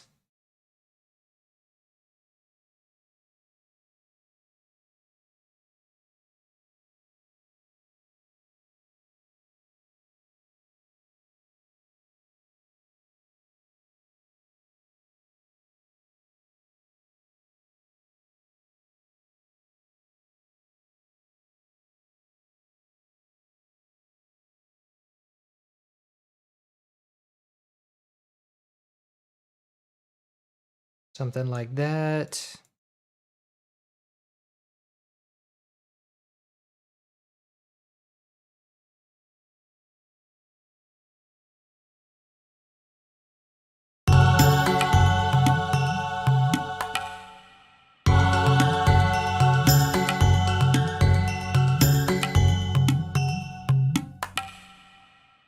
Nice. There we go.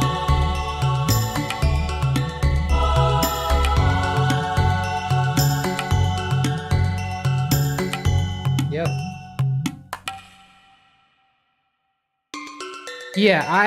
I've also simulated that dynamic ADSR by I have a separate patch for the staccato notes, and then I just automate the sustain on the legato and sustain notes. So the sustain in the beginning it has full sustain, and then in that second part it has like no sustain, and the decay just rings out. Had to get my hands dirty with the MIDI CC to get it right in mind. Yeah, I try to use MIDI CC as little as possible, um, especially when I can use ADSR instead. So now let's hear, without further ado, let's hear it in the full mix. Unless anybody has any critiques right off the bat. I won't talk much.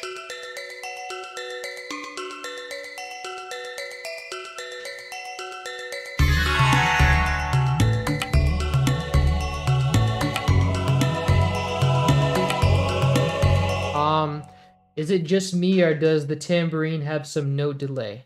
That's not just you, but it's not exactly right either. That is how the SNES made reverb. That's like because it was based on short delays.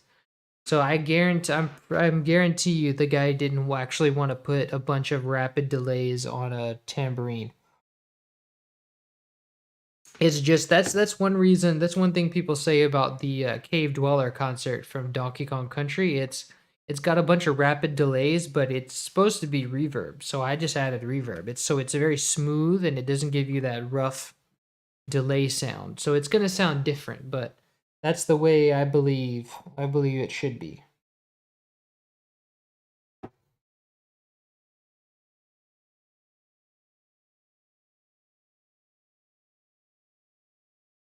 Fire starts a bit too early compared to the original, I think. Starts at a higher volume. Fire starts, let's see, a bit too early. Let me see. I have it.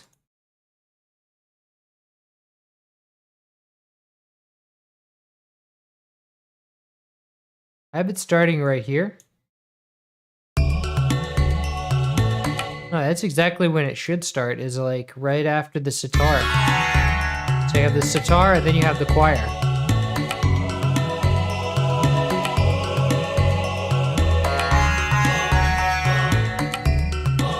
Oh, it starts at a higher volume compared to the original. Well, I'll take that. I'll take your word for it because I'm not good at judging volume, so I'll take down the volume a bit.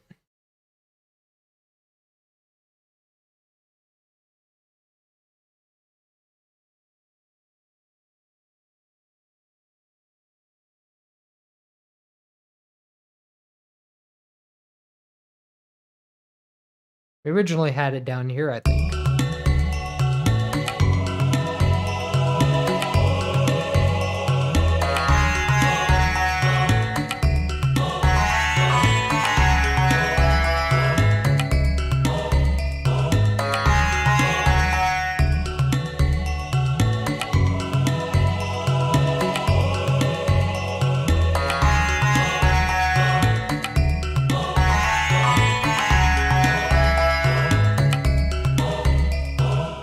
No, I'm not using your patch for the choir. I got it directly, but I got it directly from the Best Service Classical Choir.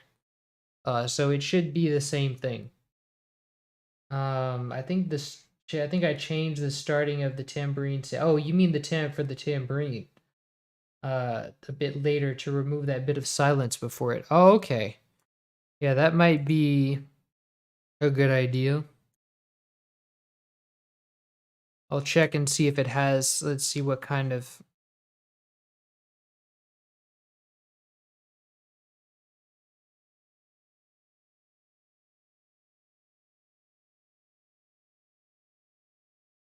Oh yeah, look at that.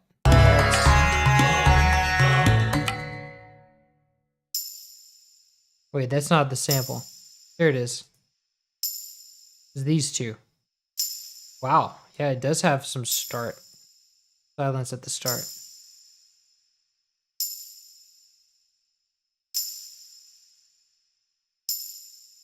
Oh yeah, one of them has silence at the start.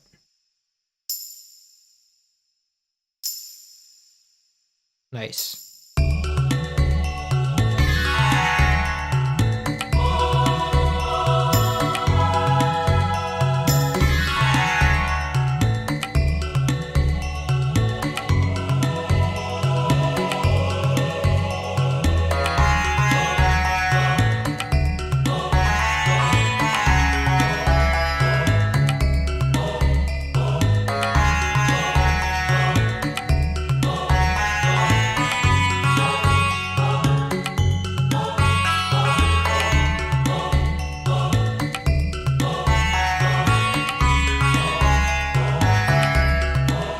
Oh, you would have to change both samples for the L left and right channel. So, what do they have them behind one another or something? Let me go to list view.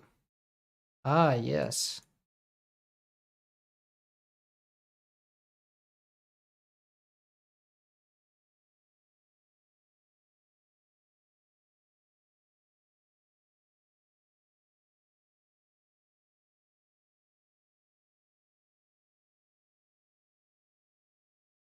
Okay, so this is the one that I already changed it for. Okay, so this is the one I need to change it for. Nice. Thank you.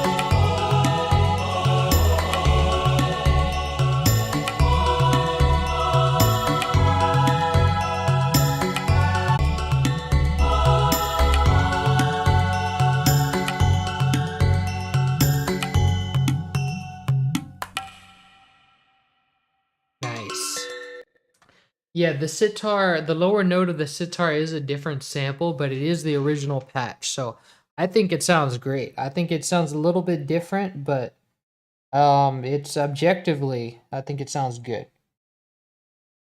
I think people will appreciate it as well. You should hear how full the patch actually sounds. The other day I discovered that the source where Akai got it from is Sound Ideas, and the full patch from theirs sounds really jank. Wow. So where can I get the sound? Is it the Sound Ideas sampler library? But where do you have that on hand? Can I get that somewhere? Because I would really, because I know because this patch does sound really jank. I don't. It's there's only 3 samples in the whole thing, so that's kind of crazy. I would like to get the full patch if I can. It kind of shows how much of the original SNES music is lost in compression. So it's not as bad as the GBA. No, the GBA was really bad. Yeah, if you have, I wouldn't. I just need to get the. I would need to get the Sound Ideas patch then. So maybe if I don't get it this stream, I'll go and track it down, and then that'll be in the full YouTube video. That'll be like a YouTube video thing. But let's I like that. Let's do some mastering on it to keep the so we can maximize the volume.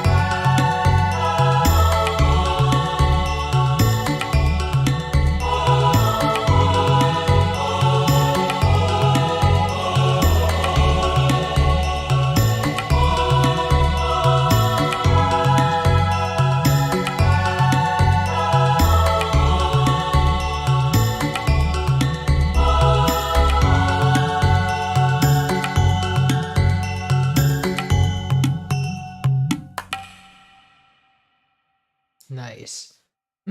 So I'll post how the patch sounds in the server. I assure you, you won't like it.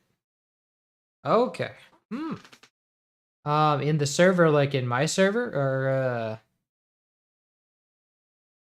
because I'll go and see that right now if you post, or well, I don't know if you posted it yet, but yeah, I think is it the oh, here's how the sitar sounds in its full glory. Whoa.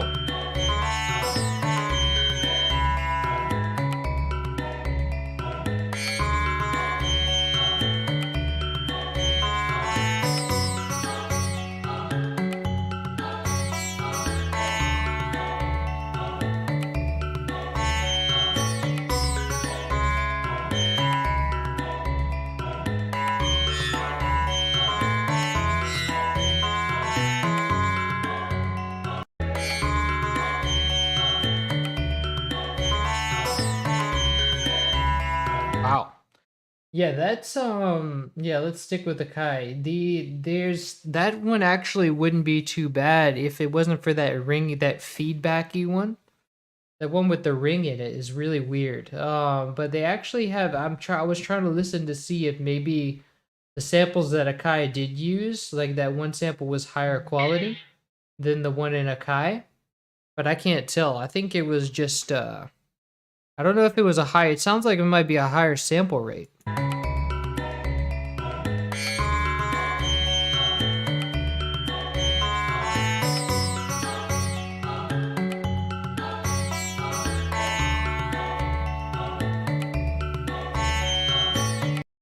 Weird.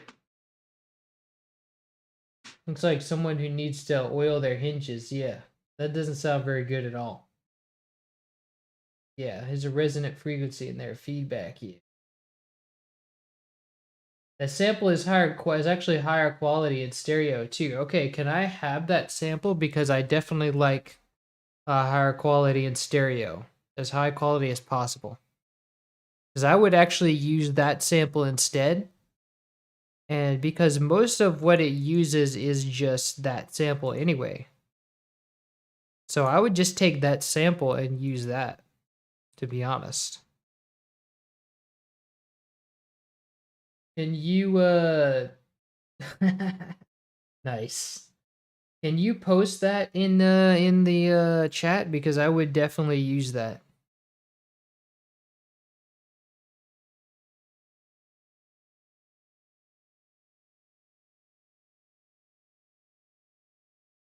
Yeah, if you post that, I will use it. Sure, I'll share it. Thank you. Yeah, I'll drop, like, if you send it here, I'll drop it in. That might filter it. No, he's gonna post it in my Discord, so I'm gonna see it and then I'm gonna just drop it in. So let me. This is the root node A2, so I'll just have to add this as A2. Let me save this. Okay, Sitar 6.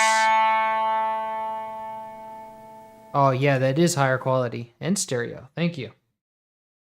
Let me put this on the desktop. And then I'm gonna actually, since this is just a, let me see, this is 91.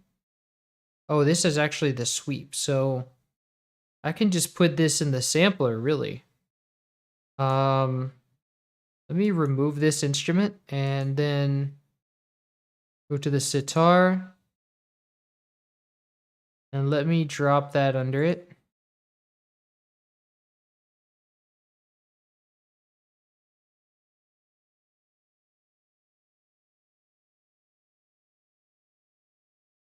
And it should be, yeah, it's tuned already. But I think that's the wrong pitch because FL Studio has like bad pitch stuff going on, so let me tune that.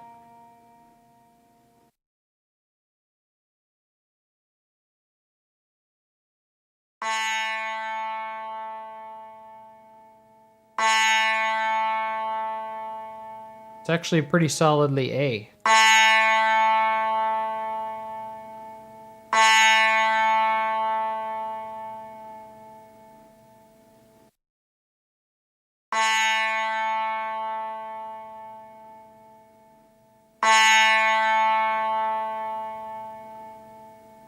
Okay. Nice.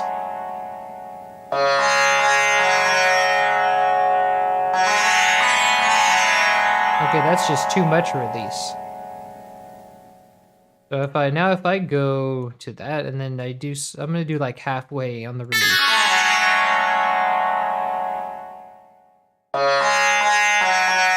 Nice.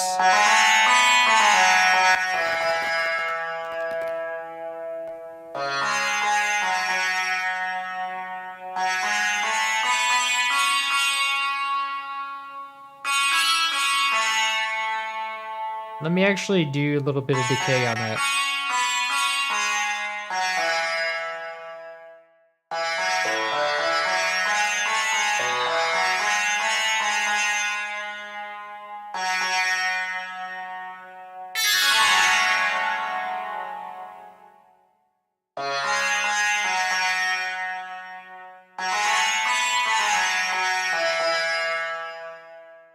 And so actually I do kind of want to let me take down the release a little bit too.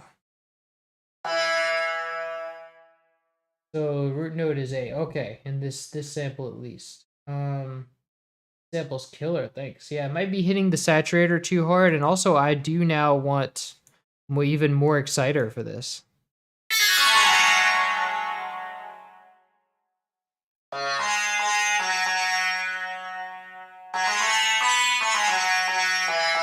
Yes.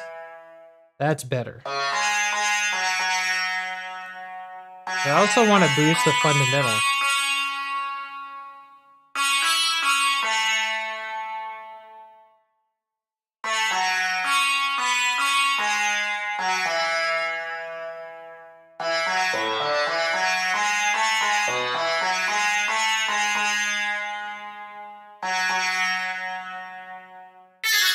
Nice, so that sounds much better. And I actually don't even need the chorus anymore, maybe. I need a little bit, just not as strongly.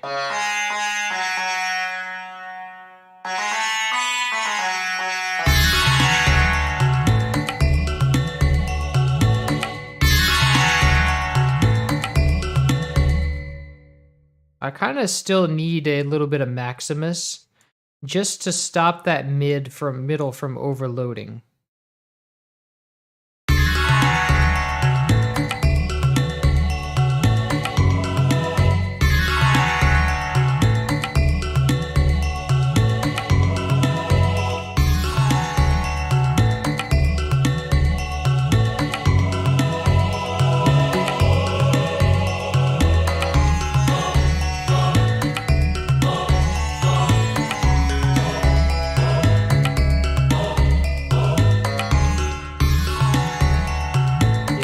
There.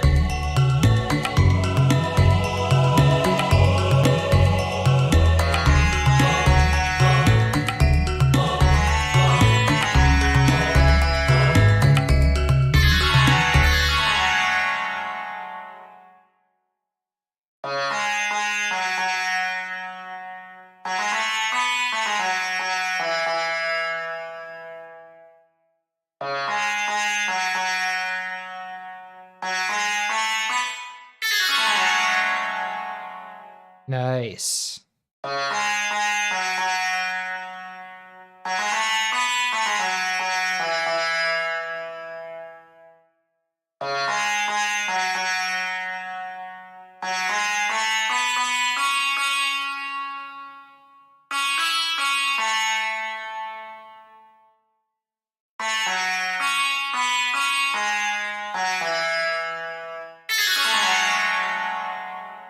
There we go. Now it's much less overwhelming on the sweep.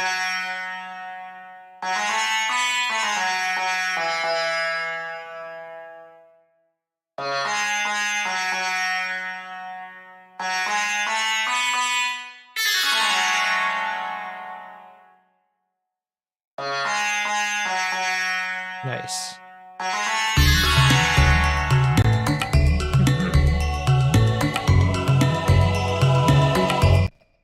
Just saying the sample has the pan to the left baked in. Oh wow, really does it? Let me hear that.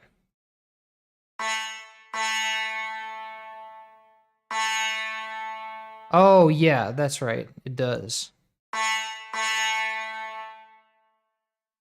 So but I also want to have that panning sweep. So I'm gonna have to center that. And it's stereo, but is it like, okay, it does have stereo value, but let me see. I just want to pan, I just really just want to pan that. So what I want to do now is like, I want to correct that in the note pan, and then I can still do my panning sweep. So let me play it.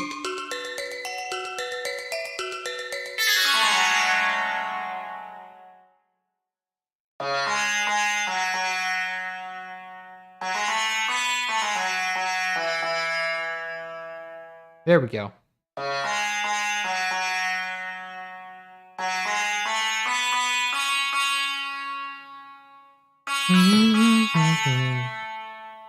So So now I just need that panning sweep that I had before. Like so, and then I'll just cut it and send it to the sitar's pan.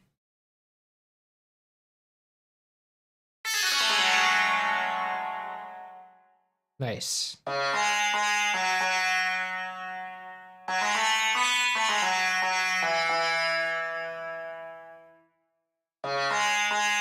Ooh, nice, genial. Nice.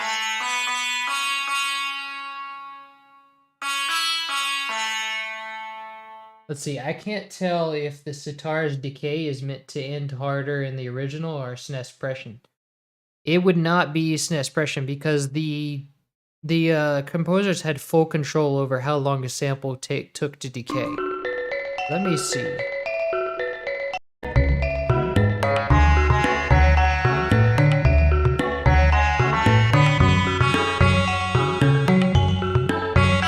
Oh, it also had vibrato, so we have to put vibrato on that.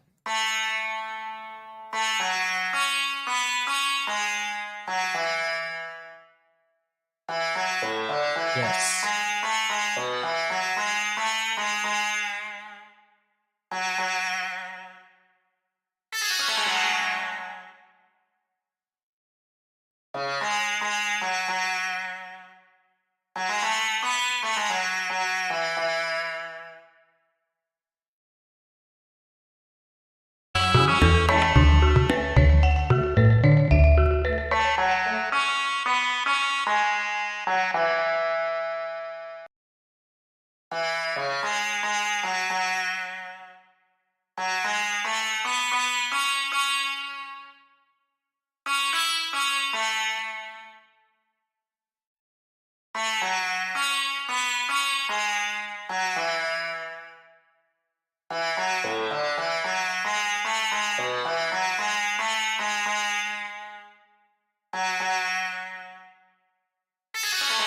Cool, so it had a nice bit of a little bit of vibrato on it.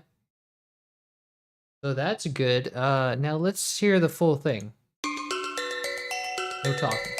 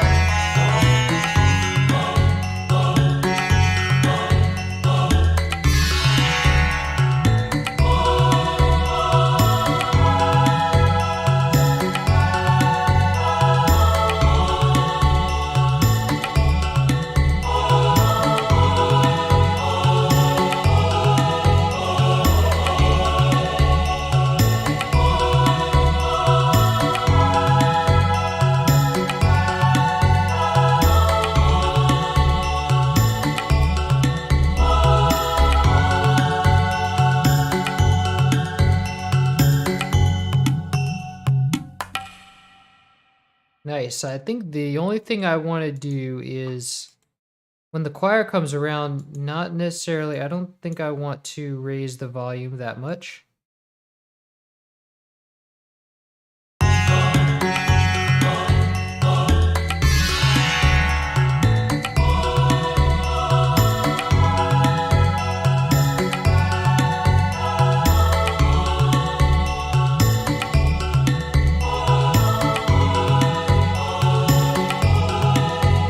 Oh, does the tambourine start a bit earlier?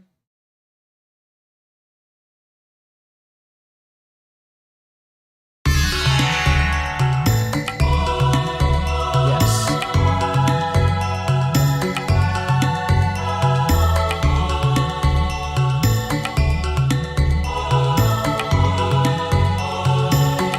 Wait, is it? Because this one doesn't have that extra note. I know the note is for the other instrument, but let me see.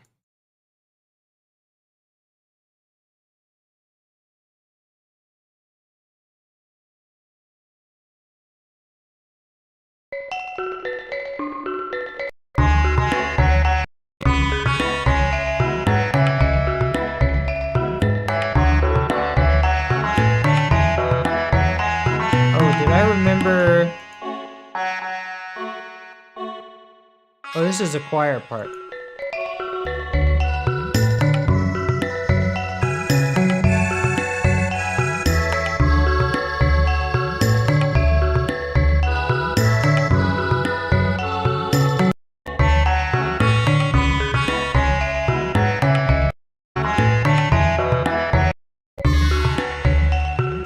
Yes.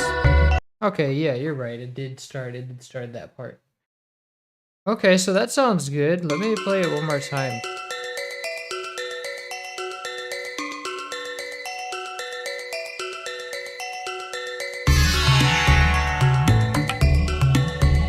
Let me do this.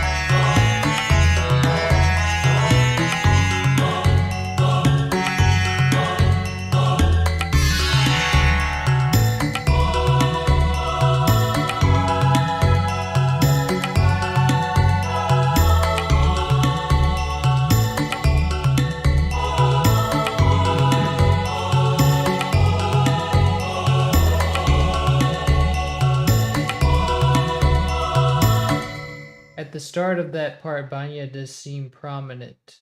Does seem too prominent. Yeah, that was an adjustment that I had made, but maybe I need to make it more.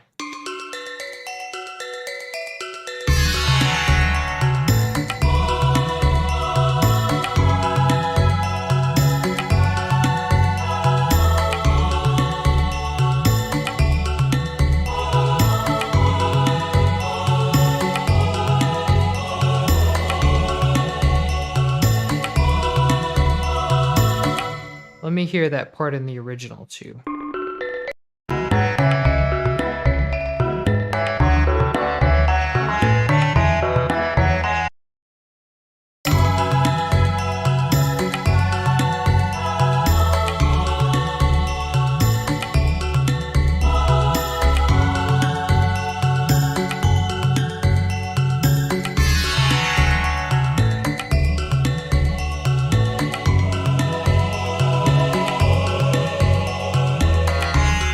Oh, you mean the first one? Yeah, the articulations. Okay. Yeah, that makes sense. So let me turn that down.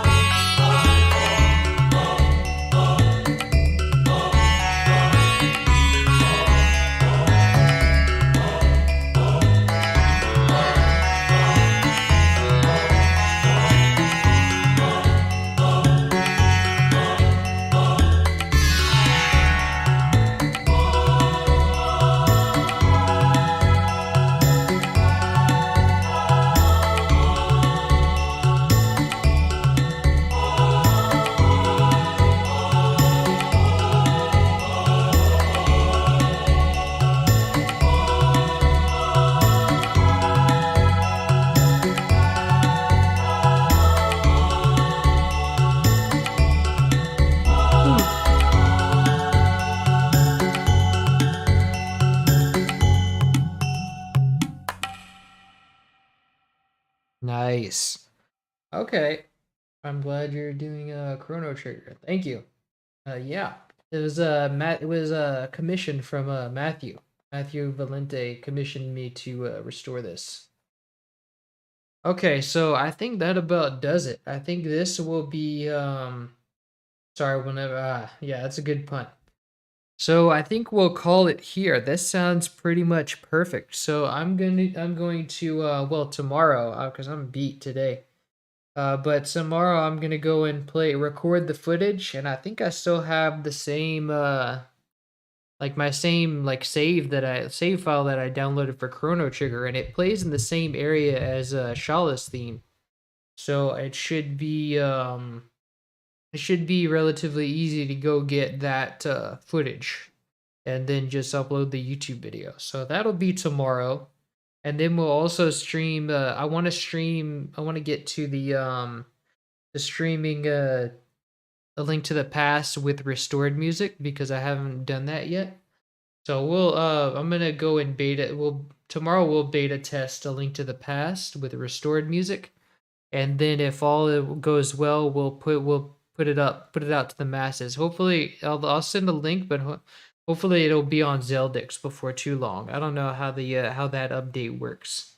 No Name handles all that.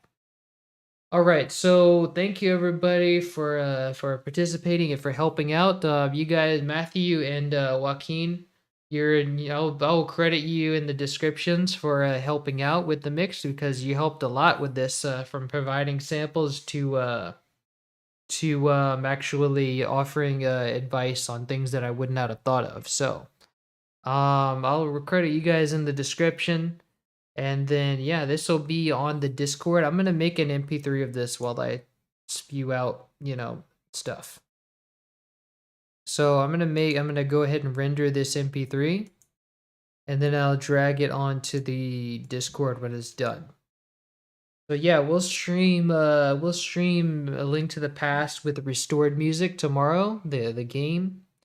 And then this will be before that. This will be on the on YouTube as a video, and also as an extended video. Use Crimson ZN, not my real. Oh, okay. You have your real name on here, so I thought it was cool. But yeah, oh yeah. I mean, I'll tag you in YouTube. I thought I was gonna. I like. Is it cool if I just tag you and use your YouTube tag? Because if I do it should. I don't know if it'll show up as your real name, but. I was just gonna use the YouTube tag. So yeah, that's okay. Discord link. Oh yeah, forgot about that. Okay, Discord link. Let me grab it. Okay, so there's the Discord, and I'm gonna drop the MP3 in now. So the MP3 will be up there. You guys can go listen to it and have fun with that.